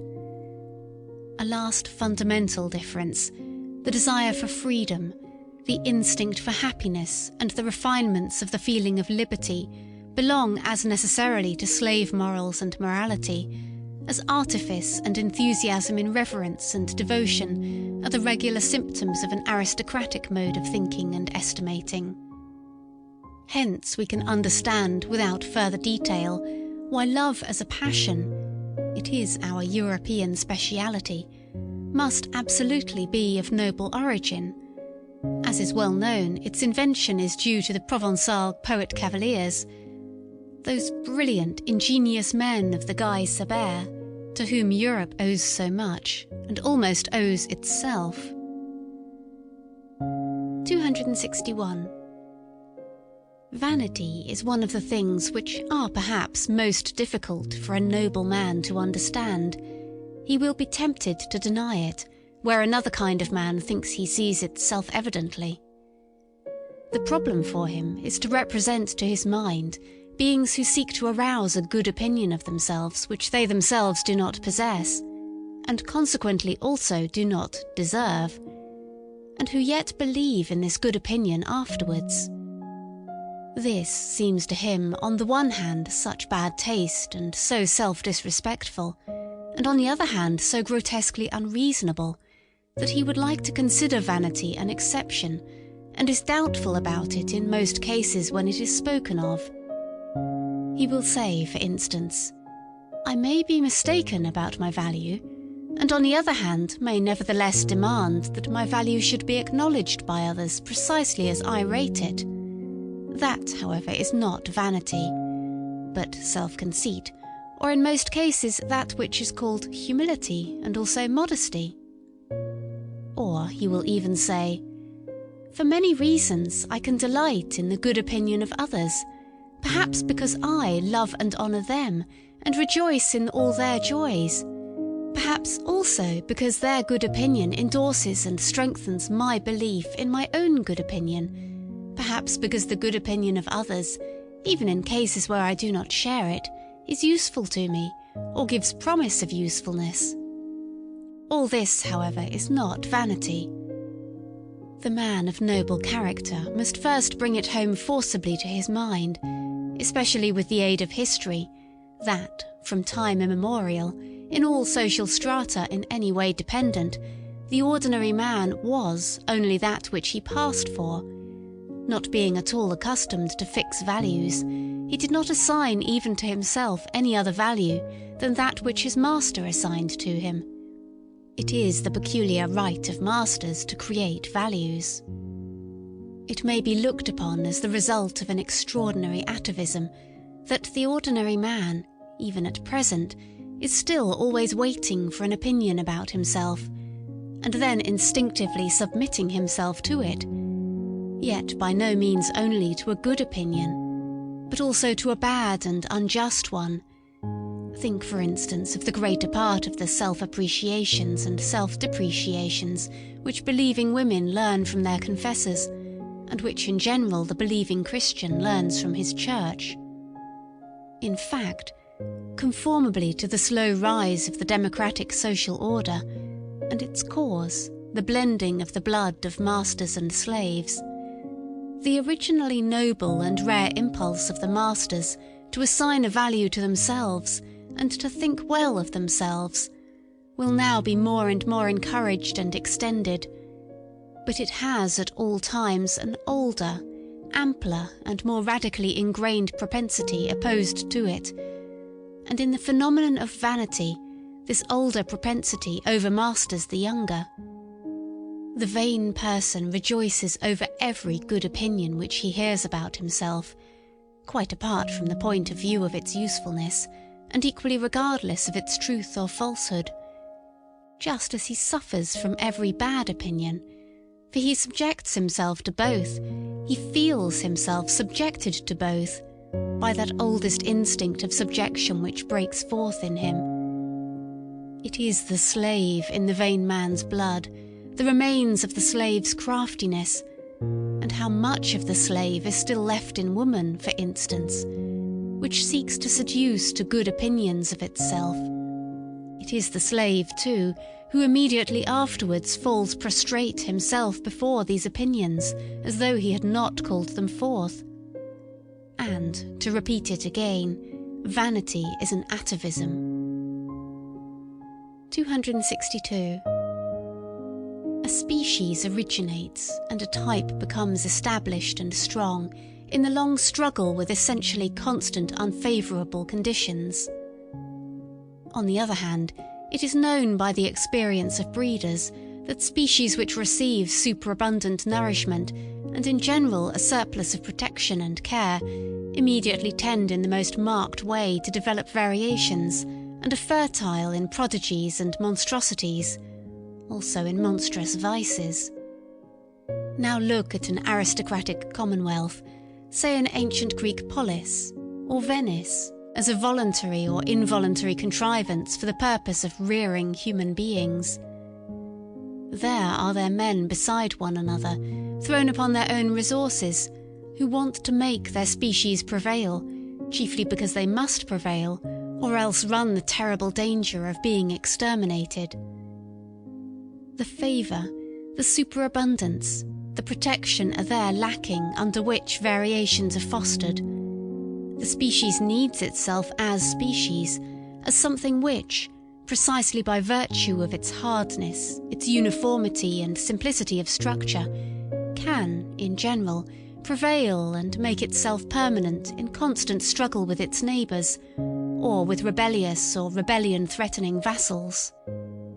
The most varied experience teaches it what are the qualities to which it principally owes the fact that it still exists, in spite of all gods and men, and has hitherto been victorious. These qualities it calls virtues, and these virtues alone it develops to maturity. It does so with severity. Indeed, it desires severity. Every aristocratic morality is intolerant in the education of youth, in the control of women, in the marriage customs, in the relations of young and old, in the penal laws, which have an eye only for the degenerating. It counts intolerance itself among the virtues, under the name of justice. A type with few but very marked features, a species of severe, warlike, wisely silent, reserved and reticent men, and, as such, with the most delicate sensibility for the charm and nuances of society, is thus established, unaffected by the vicissitudes of generations. The constant struggle with uniform unfavourable conditions is, as already marked, the cause of a type becoming stable and hard.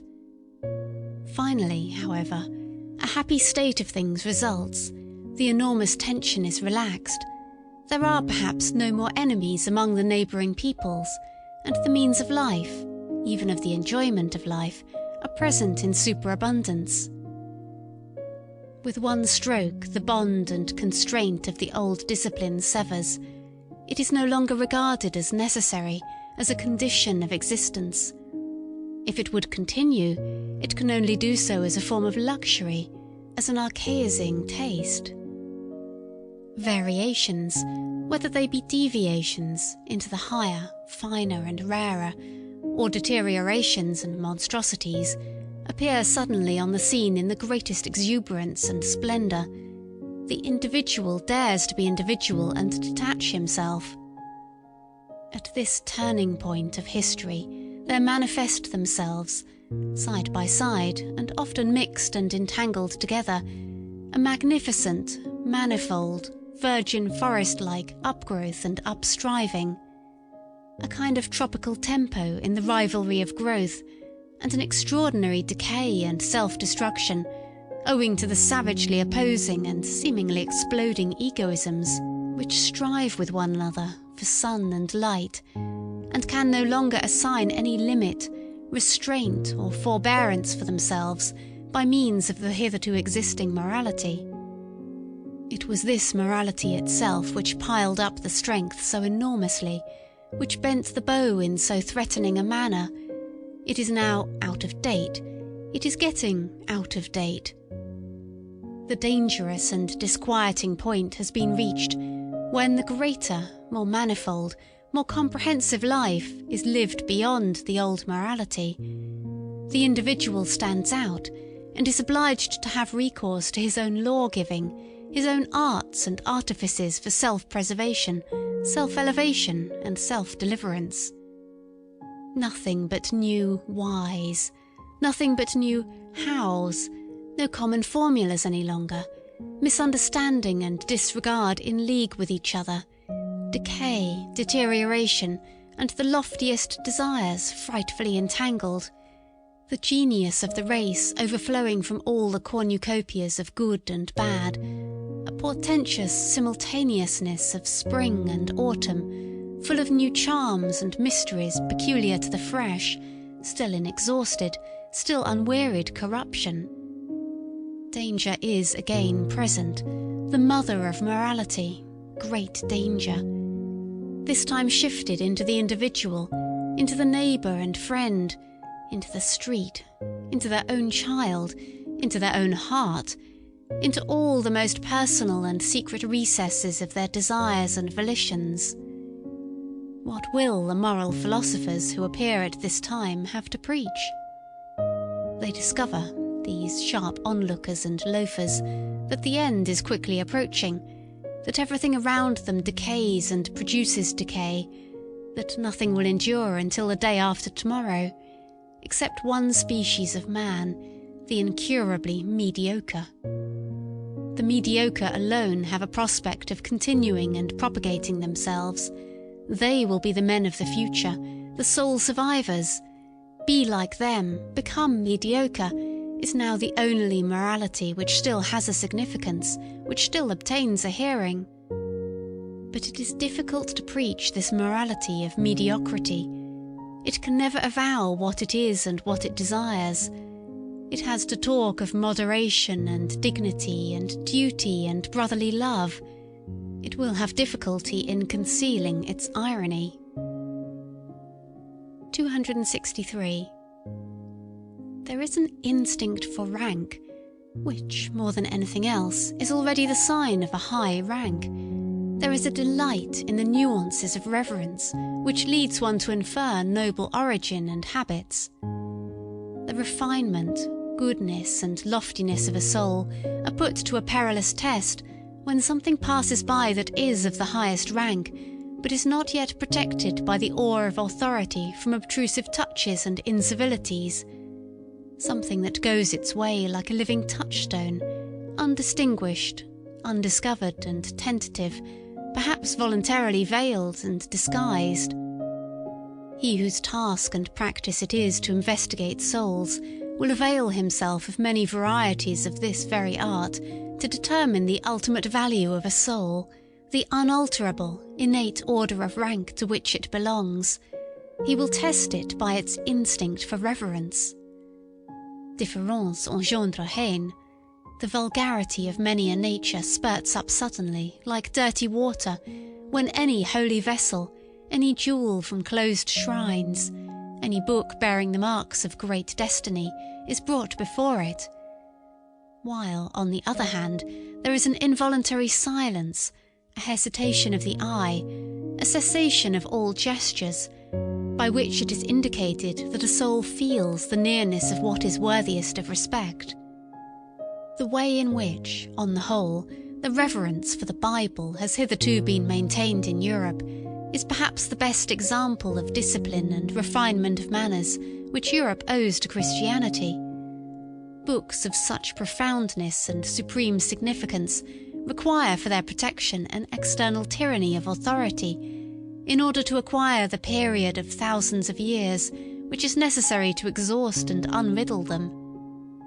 Much has been achieved when the sentiment has been at last instilled into the masses, the shallow-pates and the boobies of every kind, that they are not allowed to touch everything, that there are holy experiences before which they must take off their shoes and keep away the unclean hand. It is almost their highest advance towards humanity. On the contrary, in the so-called cultured classes, the believers in modern ideas, nothing is perhaps so repulsive as their lack of shame, the easy insolence of eye and hand with which they touch, taste and finger everything.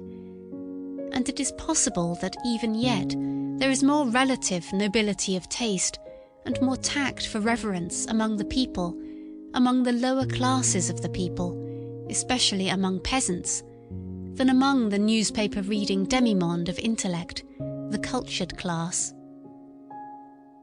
264. It cannot be effaced from a man's soul what his ancestors have preferably and most constantly done, whether they were perhaps diligent economizers attached to a desk and a cash-box, modest and citizen-like in their desires, modest also in their virtues, or whether they were accustomed to commanding from morning to night, fond of rude pleasures and probably of still ruder duties and responsibilities, or whether, finally, at one time or another, they have sacrificed old privileges of birth and possession in order to live wholly for their faith, for their God, as men of an inexorable and sensitive conscience, which blushes at every compromise. It is quite impossible for a man not to have the qualities and predilections of his parents and ancestors in his constitution, whatever appearances may suggest to the contrary. This is the problem of race. Granted that one knows something of the parents, it is admissible to draw a conclusion about the child. Any kind of offensive incontinence, any kind of sordid envy, or of clumsy self-vaunting, the three things which together have constituted the genuine plebeian type in all times, such must pass over to the child as surely as bad blood, and with the help of the best education and culture, one will only succeed in deceiving with regard to such heredity. And what else does education and culture try to do nowadays? In our very democratic, or rather very plebeian age, education and culture must be essentially the art of deceiving with regard to origin, with regard to the inherited plebeianism in body and soul. An educator who nowadays preached truthfulness above everything else, and called out constantly to his pupils, "Be true, be natural, show yourselves as you are," even such a virtuous and sincere ass would learn in a short time to have recourse to the furca of Horace, naturam expellere, with what results? Plebeianism, usque recurret. 265. At the risk of displeasing innocent ears, I submit that egoism belongs to the essence of a noble soul. I mean the unalterable belief that to a being such as we, other beings must naturally be in subjection and have to sacrifice themselves. The noble soul accepts the fact of his egoism without question, and also without consciousness of harshness, constraint or arbitrariness therein, but rather as something that may have its basis in the primary law of things. If he sought a designation for it, he would say, it is justice itself. He acknowledges under certain circumstances, which made him hesitate at first, that there are other equally privileged ones. As soon as he has settled this question of rank, he moves among those equals and equally privileged ones with the same assurance, as regards modesty and delicate respect, which he enjoys in intercourse with himself, in accordance with an innate heavenly mechanism which all the stars understand. It is an additional instance of his egoism, this artfulness and self-limitation in intercourse with his equals. Every star is a similar egoist. He honours himself in them, and in the rights which he concedes to them. He has no doubt that the exchange of honours and rights, as the essence of all intercourse, belongs also to the natural condition of things. The noble soul gives as he takes, prompted by the passionate and sensitive instinct of requital, which is at the root of his nature. The notion of favour has, inter pares, neither significance nor good repute. There may be a sublime way of letting gifts, as it were, light upon one from above, and of drinking them thirstily like dewdrops. But for those arts and displays the noble soul has no aptitude. His egoism hinders him here. In general he looks aloft unwillingly. He looks either forward, horizontally and deliberately, or downwards. He knows that he is on a height. 266. One can only truly esteem him who does not look out for himself. Goethe to Rathschlosser. 267. The Chinese have a proverb which mothers even teach their children. Shao Xin, make thy heart small. This is the essentially fundamental tendency in latter-day civilizations. I have no doubt that an ancient Greek, also, would first of all remark the self-dwarfing in us Europeans of today. In this respect alone we should immediately be distasteful to him. 268. What, after all, is ignobleness? Words are vocal symbols for ideas. Ideas, however, are more or less definite mental symbols for frequently returning and concurring sensations, for groups of sensations. It is not sufficient to use the same words in order to understand one another. We must also employ the same words for the same kind of internal experiences. We must, in the end, have experiences in common. On this account, the people of one nation understand one another better than those belonging to different nations, even when they use the same language. Or rather, when people have lived long together under similar conditions of climate, soil, danger, requirement, toil, there originates therefrom an entity that understands itself, namely a nation. In all souls, a like number of frequently recurring experiences have gained the upper hand over those occurring more rarely. About these matters people understand one another rapidly, and always more rapidly. The history of language is the history of a process of abbreviation. On the basis of this quick comprehension, people always unite closer and closer. The greater the danger, the greater is the need of agreeing quickly and readily about what is necessary, not to misunderstand one another in danger. That is what cannot at all be dispensed with in intercourse. Also in all loves and friendships, one has the experience that nothing of the kind continues when the discovery has been made that in using the same words, one of the two parties has feelings, thoughts, intuitions, wishes or fears different from those of the other. The fear of the eternal misunderstanding, that is the good genius which so often keeps persons of different sexes from too hasty attachments to which sense and heart prompt them, and not some Schopenhauerian genius of the species. Whichever groups of sensations within a soul awaken most readily, begin to speak and give the word of command. These decide as to the general order of rank of its values, and determine ultimately its list of desirable things. A man's estimates of value betray something of the structure of his soul, and wherein it sees its conditions of life, its intrinsic needs.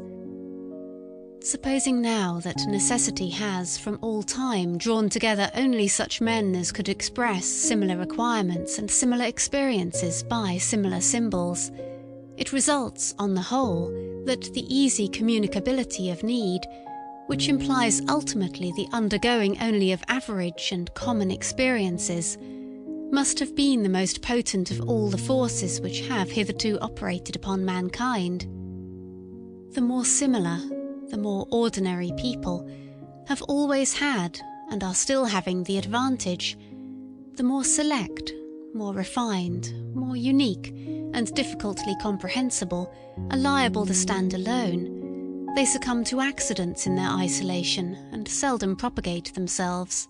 One must appeal to immense opposing forces in order to thwart this natural, all too natural, progressus in simile, the evolution of man to the similar, the ordinary, the average, the gregarious, to the ignoble.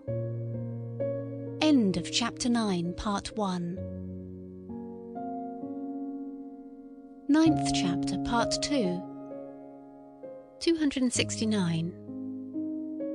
The more a psychologist, a born and unavoidable psychologist and soul diviner, turns his attention to the more select cases and individuals, the greater is his danger of being suffocated by sympathy. He needs sternness and cheerfulness more than any other man. For the corruption, the ruination of higher men, of the more unusually constituted souls, is, in fact, the rule. It is dreadful to have such a rule always before one's eyes. The manifold torment of the psychologist who has discovered this ruination, who discovers once, and then discovers almost repeatedly throughout all history, this universal inner desperateness of higher men, this eternal too late in every sense, may perhaps one day be the cause of his turning with bitterness against his own lot, and of his making an attempt at self-destruction, of his going to ruin himself. One may perceive in almost every psychologist a telltale inclination for delightful intercourse with commonplace and well-ordered men. The fact is thereby disclosed that he always requires healing, that he needs a sort of flight and forgetfulness, away from what his insight and incisiveness, from what his business, has laid upon his conscience. The fear of his memory is peculiar to him. He is easily silenced by the judgment of others. He hears with unmoved countenance how people honour, admire, love and glorify, where he has perceived. Or he even conceals his silence by expressly assenting to some plausible opinion. Perhaps the paradox of his situation becomes so dreadful that, precisely where he has learned great sympathy, together with great contempt, the multitude, the educated and the visionaries, have on their part learnt great reverence for great men and marvellous animals, for the sake of whom one blesses and honours the fatherland, the earth, the dignity of mankind and one's own self, to whom one points the young, and in view of whom one educates them. And who knows but in all great instances hitherto just the same happened, that the multitude worshipped a god, and that the god was only a poor sacrificial animal. Success has always been the greatest liar, and the work itself is a success. The great statesman, the conqueror, the discoverer are disguised in their creations until they are unrecognizable. The work of the artist, of the philosopher, only invents him who has created it. It is reputed to have created it. The great men, as they are reverenced, are poor little fictions composed afterwards. In the world of historical values, spurious coinage prevails. Those great poets, for example, such as Byron, Musset, Poe, Leopardi, Kleist, Gogol. I do not venture to mention much greater names, but I have them in my mind. As they now appear, and were perhaps obliged to be, men of the moment, enthusiastic, sensuous and childish, light-minded and impulsive in their trust and distrust, with souls in which usually some flaw has to be concealed, often taking revenge with their works for an internal defilement, often seeking forgetfulness in their soaring from a too true memory, often lost in the mud and almost in love with it, until they become like the will-o'-the-wisps around the swamps and pretend to be stars. The people then call them idealists, often struggling with protracted disgust, with an ever-reappearing phantom of disbelief, which makes them cold and obliges them to languish for gloria, and devour, faith as it is, out of the hands of intoxicated adulators. What a torment these great artists are, and the so-called higher men in general, to him who has once found them out. It is thus conceivable that it is just from woman, who is clairvoyant in the world of suffering, and also unfortunately eager to help and save to an extent far beyond her powers, that they have learned so readily those outbreaks of boundless, devoted sympathy, which the multitude, above all the reverent multitude, do not understand, and overwhelm with prying and self-gratifying interpretations.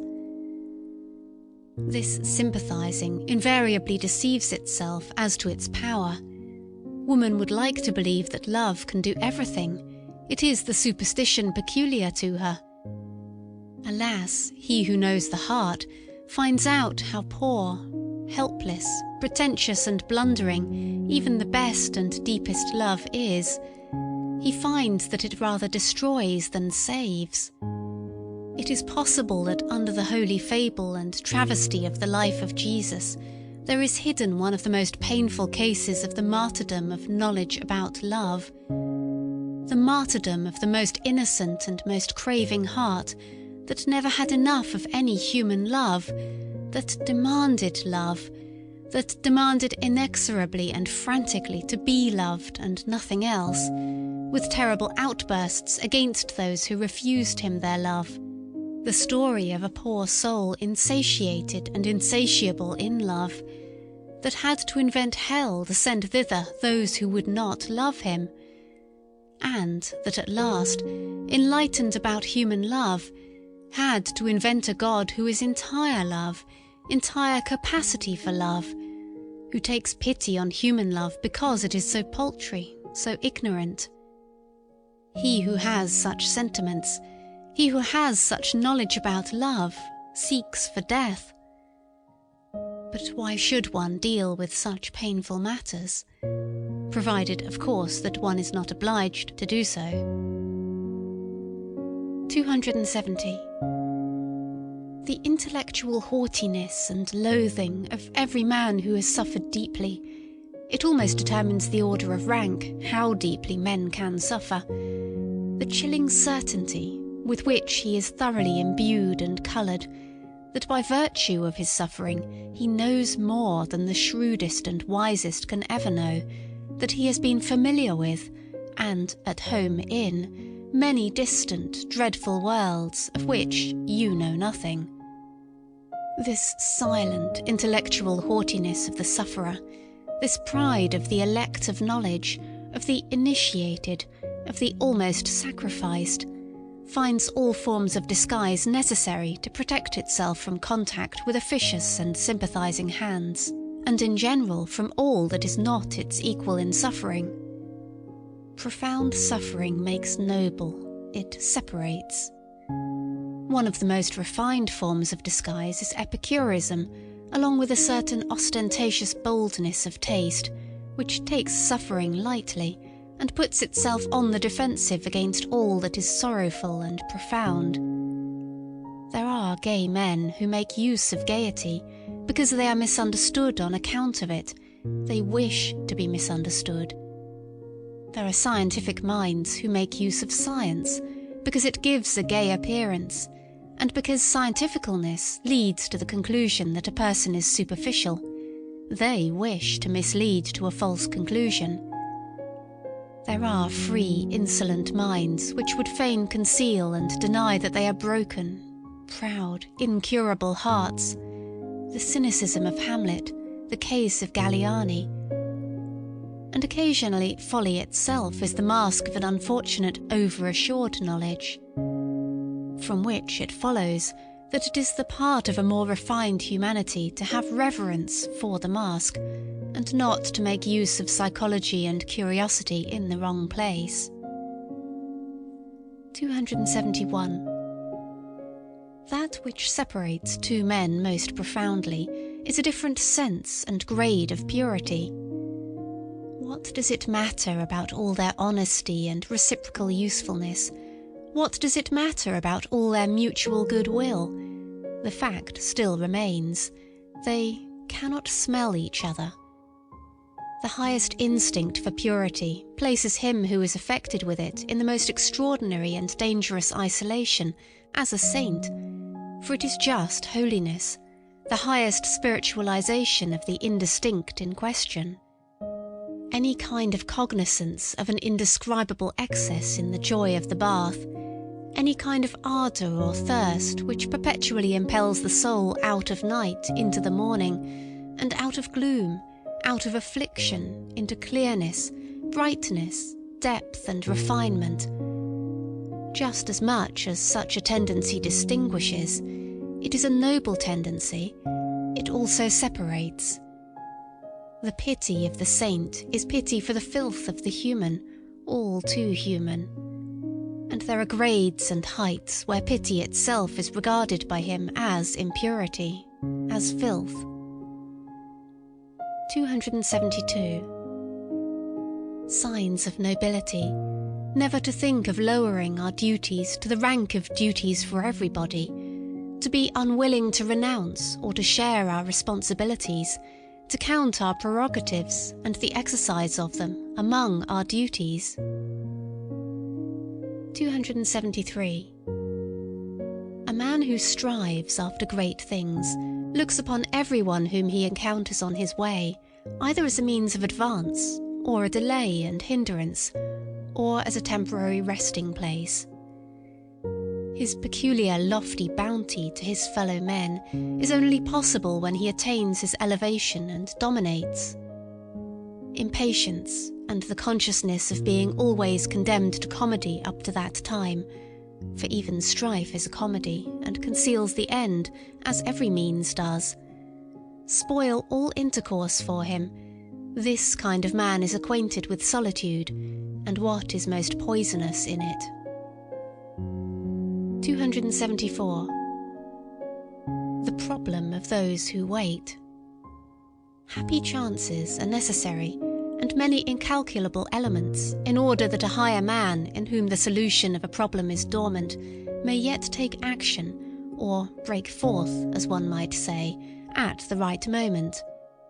On an average, it does not happen, and in all corners of the earth there are waiting ones sitting, who hardly know to what extent they are waiting, and still less that they wait in vain. Occasionally, too, the waking call comes too late, the chance which gives permission to take action, when their best youth and strength for action have been used up in sitting still. And how many a one, just as he sprang up, has found with horror that his limbs are benumbed and his spirits are now too heavy. It is too late, he has said to himself, and has become self-distrustful and henceforth forever useless. In the domain of genius, may not the Raphael without hands, taking the expression in its widest sense, perhaps not be the exception, but the rule? Perhaps genius is by no means so rare, but rather the 500 hands which it requires in order to tyrannize over the Kairos. The right time, in order to take chance by the forelock. 275. He who does not wish to see the height of a man looks all the more sharply at what is low in him and in the foreground, and thereby betrays himself. 276. In all kinds of injury and loss, the lower and coarser soul is better off than the nobler soul. The dangers of the latter must be greater. The probability that it will come to grief and perish is, in fact, immense, considering the multiplicity of the conditions of its existence. In a lizard, a finger grows again which has been lost. Not so in man. 277. It is too bad. Always the old story. When a man has finished building his house, he finds that he has learnt unawares something which he ought absolutely to have known before he began to build. The eternal, fatal, too late. The melancholia of everything completed. 278. Wanderer, who art thou? I see thee follow thy path without scorn, without love, with unfathomable eyes, wet and sad as a plummet which has returned to the light, insatiated out of every depth. What did it seek down there? With a bosom that never sighs, with lips that conceal their loathing, with a hand which only slowly grasps. Who art thou? What hast thou done? Rest thee here. This place has hospitality for everyone. Refresh thyself. And whoever thou art, what is it that now pleases thee? What will serve to refresh thee? Only name it. Whatever I have, I offer thee. To refresh me, to refresh me. O thou prying one, what sayest thou? But give me, I pray thee. What? What? Speak out. Another mask, a second mask. 279. Men of profound sadness betray themselves when they are happy. They have a mode of seizing upon happiness as though they would choke and strangle it out of jealousy. Ah, they know only too well that it will flee from them. 280. Bad, bad. What? Does he not go back? Yes, but you misunderstand him when you complain about it. He goes back like everyone who is about to make a great spring. 281. Will people believe it of me? But I insist that they believe it of me. I have always thought very unsatisfactorily of myself and about myself, only in very rare cases, only compulsorily, always without delight in the subject, ready to digress from myself, and always without faith in the result, owing to an unconquerable distrust of the possibility of self-knowledge, which has led me so far as to feel a contradicto in adjecto, even in the idea of direct knowledge which theorists allow themselves. This matter of fact is almost the most certain thing I know about myself. There must be a sort of repugnance in me to believe anything definite about myself. Is there perhaps some enigma therein? Probably, but fortunately nothing for my own teeth. Perhaps it betrays the species to which I belong, but not to myself, as is sufficiently agreeable to me. 282. But what has happened to you? I do not know, he said hesitatingly. Perhaps the harpies have flown over my table. It sometimes happens nowadays that a gentle, sober, retiring man becomes suddenly mad, breaks the plates, upsets the table, shrieks, raves and shocks everybody, and finally withdraws, ashamed and raging at himself. Whither? For what purpose? To famish apart? To suffocate with his memories? To him who has the desires of a lofty and dainty soul, and only seldom finds his table laid and his food prepared, the danger will always be great. Nowadays, however, it is extraordinarily so. Thrown into the midst of a noisy and plebeian age, with which he does not like to eat out of the same dish, he may readily perish of hunger and thirst, or, should he nevertheless finally fall to, of sudden nausea. We have probably all sat at tables to which we did not belong, and precisely the most spiritual of us, who are most difficult to nourish, know the sudden, dangerous dyspepsia which originates from a sudden insight and disillusionment about our food and our messmates, the after-dinner nausea. 283. If one wishes to praise at all, it is a delicate, and at the same time a noble self-control, to praise only where one does not agree. Otherwise, in fact, one would praise one's self, which is contrary to good taste. A self-control, to be sure, which offers excellent opportunity and provocation to constant misunderstanding. To be able to allow oneself this veritable luxury of taste and morality, one must not live among intellectual imbeciles, but rather among men whose misunderstandings and mistakes amuse by their refinement, or one will have to pay dearly for it. He praises me, therefore he acknowledges me to be right. This asinine method of inference spoils half the life of us recluses, for it brings the asses into our neighbourhood and friendship. 284. To live in a vast and proud tranquillity, always beyond. To have, or not to have, one's emotions, one's for and against, according to choice. To lower oneself to them for hours. To seat oneself on them as upon horses, and often as upon asses.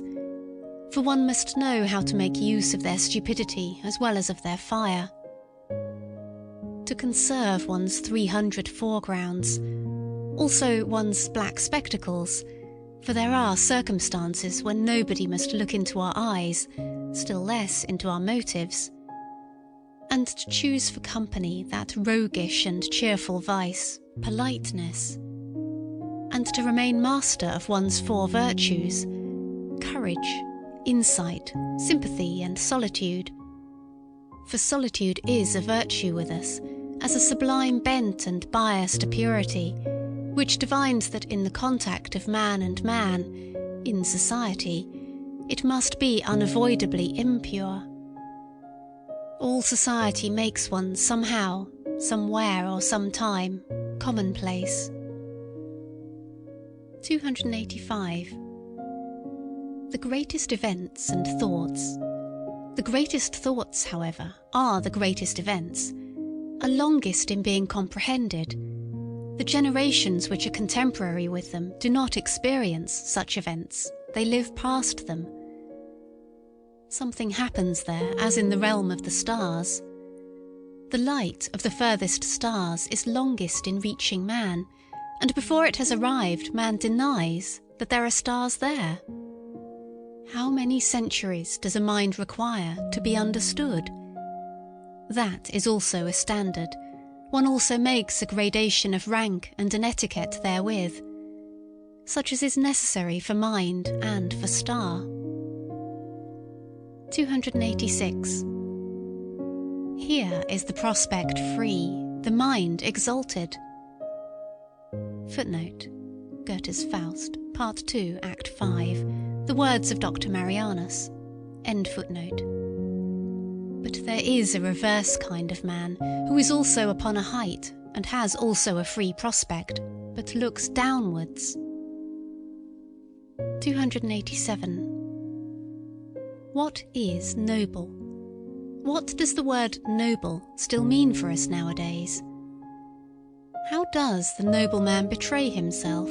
How is he recognised under this heavy overcast sky of the commencing plebeianism, by which everything is rendered opaque and leaden? It is not his actions which establish his claim. Actions are always ambiguous, always inscrutable. Neither is it his works.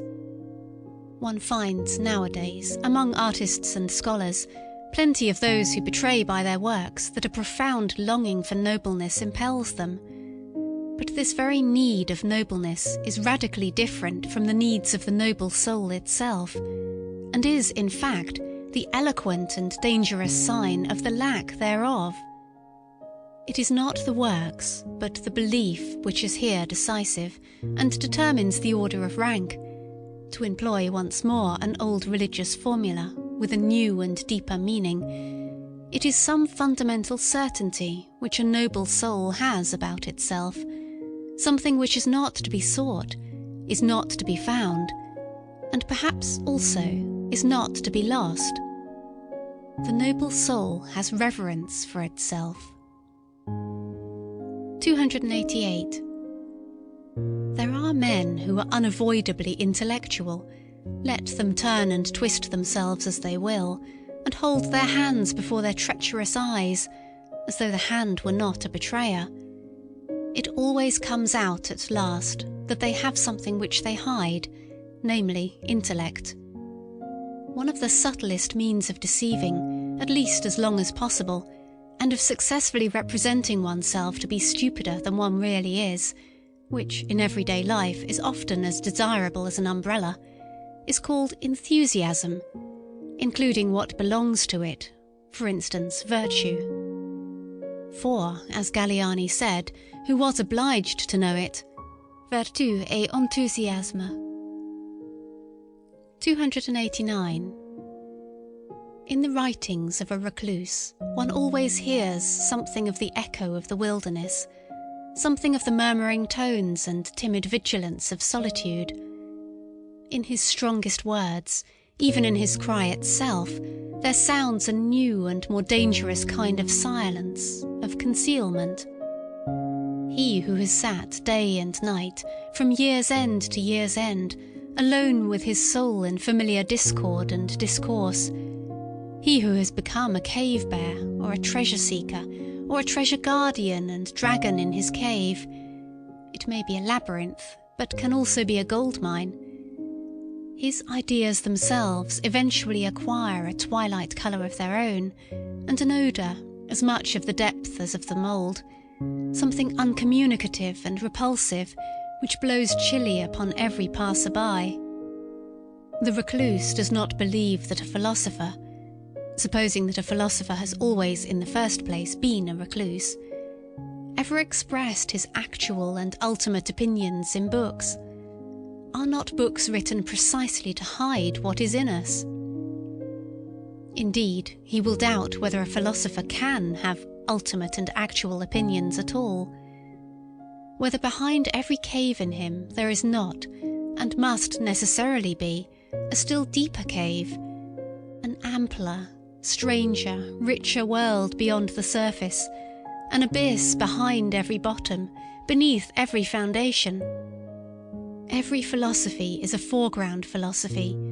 This is a recluse's verdict. There is something arbitrary in the fact that the philosopher came to a stand here, took a retrospect and looked around, that he here laid his spade aside and did not dig any deeper. There is also something suspicious in it. Every philosophy also conceals a philosophy. Every opinion is also a lurking place. Every word is also a mask. 290. Every deep thinker is more afraid of being understood than of being misunderstood. The latter perhaps wounds his vanity, but the former wounds his heart, his sympathy, which always says, "Ah, why would you also have as hard a time of it as I have?" 291. Man, a complex, mendacious, artful and inscrutable animal, uncanny to the other animals by his artifice and sagacity rather than by his strength, has invented the good conscience in order finally to enjoy his soul as something simple. And the whole of morality is a long, audacious falsification, by virtue of which generally enjoyment at the sight of the soul becomes possible. From this point of view, there is perhaps much more in the conception of art than is generally believed. 292. A philosopher. That is a man who constantly experiences, sees, hears, suspects, hopes and dreams extraordinary things, who is struck by his own thoughts as if they came from the outside, from above and below, as a species of events and lightning flashes peculiar to him, who is perhaps himself a storm pregnant with new lightnings, a portentous man, around whom there is always rumbling and mumbling and gaping and something uncanny going on. A philosopher, alas, a being who often runs away from himself, is often afraid of himself, but whose curiosity always makes him come to himself again. 293. A man who says, "I like that, I take it for my own, and mean to guard and protect it from everyone."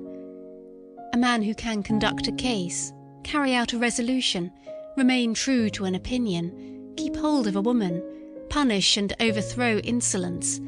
A man who has his indignation and his sword, and to whom the weak, the suffering, the oppressed, and even the animals willingly submit and naturally belong. In short, a man who is a master by nature. When such a man has sympathy, well, that sympathy has value. But of what account is the sympathy of those who suffer, or of those even who preach sympathy?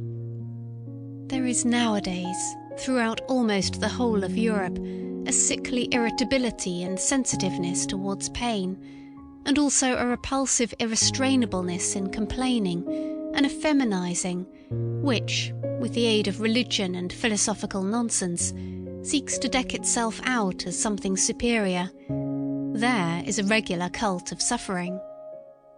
The unmanliness of that which is called sympathy by such groups of visionaries is always, I believe, the first thing that strikes the eye. One must resolutely and radically taboo this latest form of bad taste. And finally, I wish people to put the good amulet, Guy Saber, gay science in ordinary language, on heart and neck as a protection against it.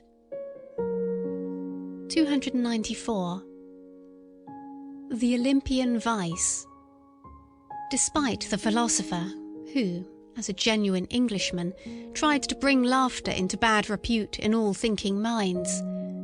Laughing is a bad infirmity of human nature, which every thinking mind will strive to overcome. Hobbes. I would even allow myself to rank philosophers according to the quality of their laughing, up to those who are capable of golden laughter. And supposing that gods also philosophize, which I am strongly inclined to believe, owing to many reasons, I have no doubt that they also know how to laugh thereby in an overman-like and new fashion, and at the expense of all serious things. Gods are fond of ridicule. It seems that they cannot refrain from laughter even in holy matters. 295. The genius of the heart, as that great mysterious one possesses it, the tempter god and born rat-catcher of consciences, whose voice can descend into the netherworld of every soul, who neither speaks a word nor casts a glance in which there may not be some motive or touch of allurement, to whose perfection it pertains that he knows how to appear, not as he is, but in a guise which acts as an additional constraint on his followers to press ever closer to him, to follow him more cordially and thoroughly. The genius of the heart, which imposes silence and attention on everything loud and self-conceited, which smooths rough souls and makes them taste a new longing, to lie placid as a mirror, that the deep heavens may be reflected in them.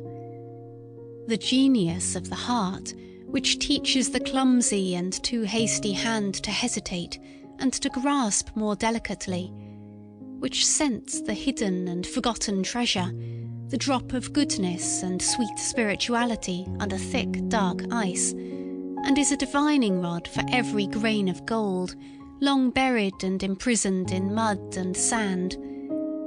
The genius of the heart, from contact with which everyone goes away richer, not favoured or surprised, not as though gratified and oppressed by the good things of others, but richer in himself, newer than before, broken up, blown upon and sounded by a thawing wind, more uncertain perhaps, more delicate, more fragile, more bruised, but full of hopes which as yet lack names, full of a new will and current, full of a new ill-will and countercurrent.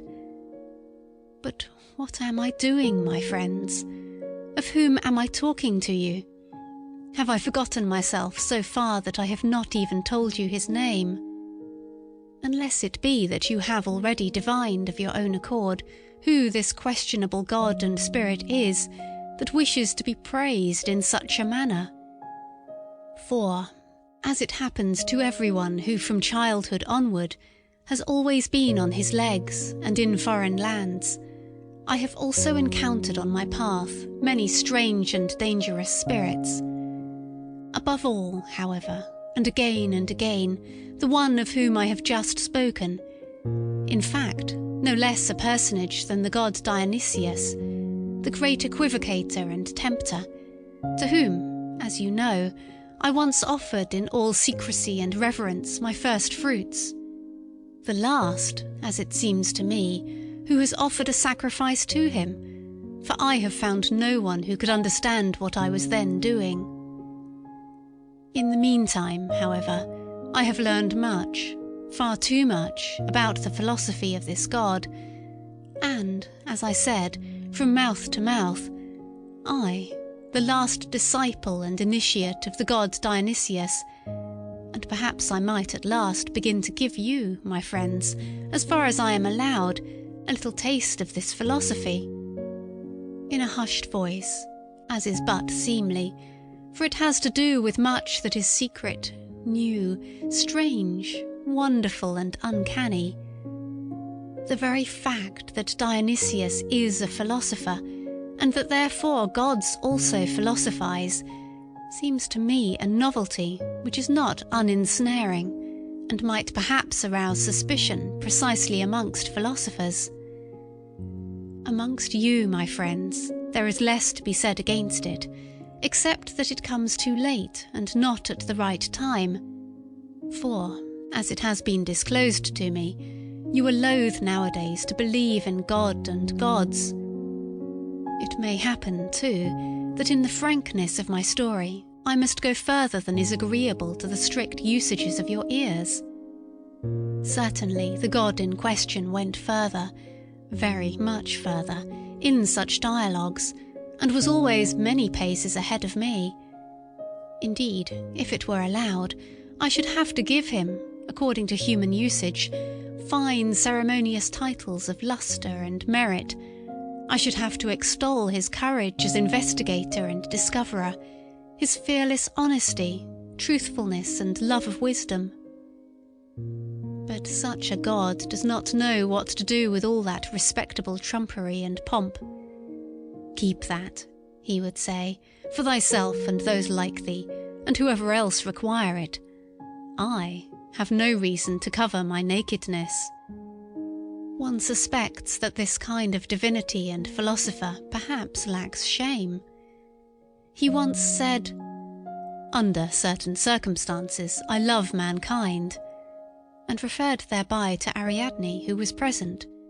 "In my opinion, man is an agreeable, brave, inventive animal that has not his equal upon earth. He makes his way even through all labyrinths. I like man, and often think how I can still further advance him, and make him stronger, more evil and more profound." "Stronger, more evil and more profound?" I asked in horror. "Yes," he said again, "stronger, more evil and more profound, also more beautiful." And thereby the tempter god smiled with his halcyon smile, as though he had just paid some charming compliment. One here sees at once that it is not only shame that this divinity lacks, and in general there are good grounds for supposing that in some things the gods could all of them come to us men for instruction. We men are more human. 296. Alas, what are you after all, my written and painted thoughts? Not long ago you were so variegated, young and malicious, so full of thorns and secret spices that you made me sneeze and laugh. And now? You have already doffed your novelty, and some of you, I fear, are ready to become truths, so immortal do they look, so pathetically honest, so tedious. And was it ever otherwise? What then do we write and paint, we mandarins with Chinese brush, we immortalizers of things which lend themselves to writing? What are we alone capable of painting?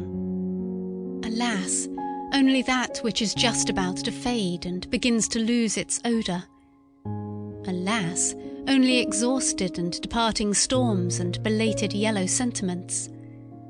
Alas, only birds, strayed and fatigued by flight, which now let themselves be captured with the hand, with our hand. We immortalize what cannot live and fly much longer, things only which are exhausted and mellow. And it is only for your afternoon, you, my written and painted thoughts, for which alone I have colours, many colours perhaps, many variegated softenings, and 50 yellows and browns and greens and reds. But nobody will divine thereby how ye looked in your morning, you sudden sparks and marvels of my solitude, you, my old, beloved, evil thoughts. End of Chapter 9, Part 2. From Lofty Mountains. O noon of life, delightful garden land, fair summer station, O restless bliss in watchful expectation, for friends I wait, both day and night attend. Where are ye, friends? O come, the time's at hand. Doth not for you today the glacier hoar bedeck with roses? The brooklet seeks you, longing for you poses, the breeze-tossed cloud still loftier than of yore, to spy you out where highest eagles soar. Aloft for you my board is bounteous spread, whose habitation, so nigh both gulf and starry constellation, what sovereign e'er o'er wider realms did tread, my fragrant honey, whom hath it e'er fed? Ye come, my friends, but how I belie your expectation. Ye stop, amazed, better were indignation. I'm he no more, changed gait and face and eye, no more to you the signs a friend imply. Another now, with my first self compared, I self outgrowing, a wrestler also oft self overthrowing. Too oft gainst his own force with war declared, by his own victory wounded and impaired. I sought the place where blew the sharpest air, there chose my dwelling, where no one dwelt, those ice-bare zones repelling, unlearned man and God and curse and prayer, became a ghost, haunting the glaciers bare. Ye friends of old, whose pallid faces peep, with love and terror, forgive me, go, to lodge here were an error. Amidst such realms of ice and rocks so steep, one must a hunter be, like chamois leap. I'm now a hunter vicious, see how tight my bow is straining, the strongest only such a force attaining. But dangerous is now that arrow's might, more than all arrows, hence be safe in flight. Ye go. O heart, enough thou hadst to bear, thy hope remaining, thy doors keep open now, new friends attaining. Let go the old, nor for past memories care, once young, thou yet hast better youth to spare. Whatever bound us, common hope's blessed bond, who reads signs pallid, which love once wrote thereon in symbols hallowed. To parchment I compare it, which the hand, unwilling, grasps, it soils and makes a brand. Thus friends no more. They are, what name have they? Friends' apparitions. They haunt my door and heart for recognitions. They look at me. Friends we were once, they say. A withered word, like fragrant rose decay. O youthful longing, liable to stray, friends I desired, whom changed I deemed and like to me inspired. Advancing age hath banished them away, who change can only 'mong my kindred stay. O noon of life, a second youthful land, fair summer station, O restless bliss in watchful expectation, for friends I wait, both day and night attend, for the new friends, O come, the time's at hand. This song is o'er, the longing's sweet refrain ceased with good reason, by charmer's spell, the friend at the right season, the noonday friend, but why should I explain? It was at noon when one was changed to twain.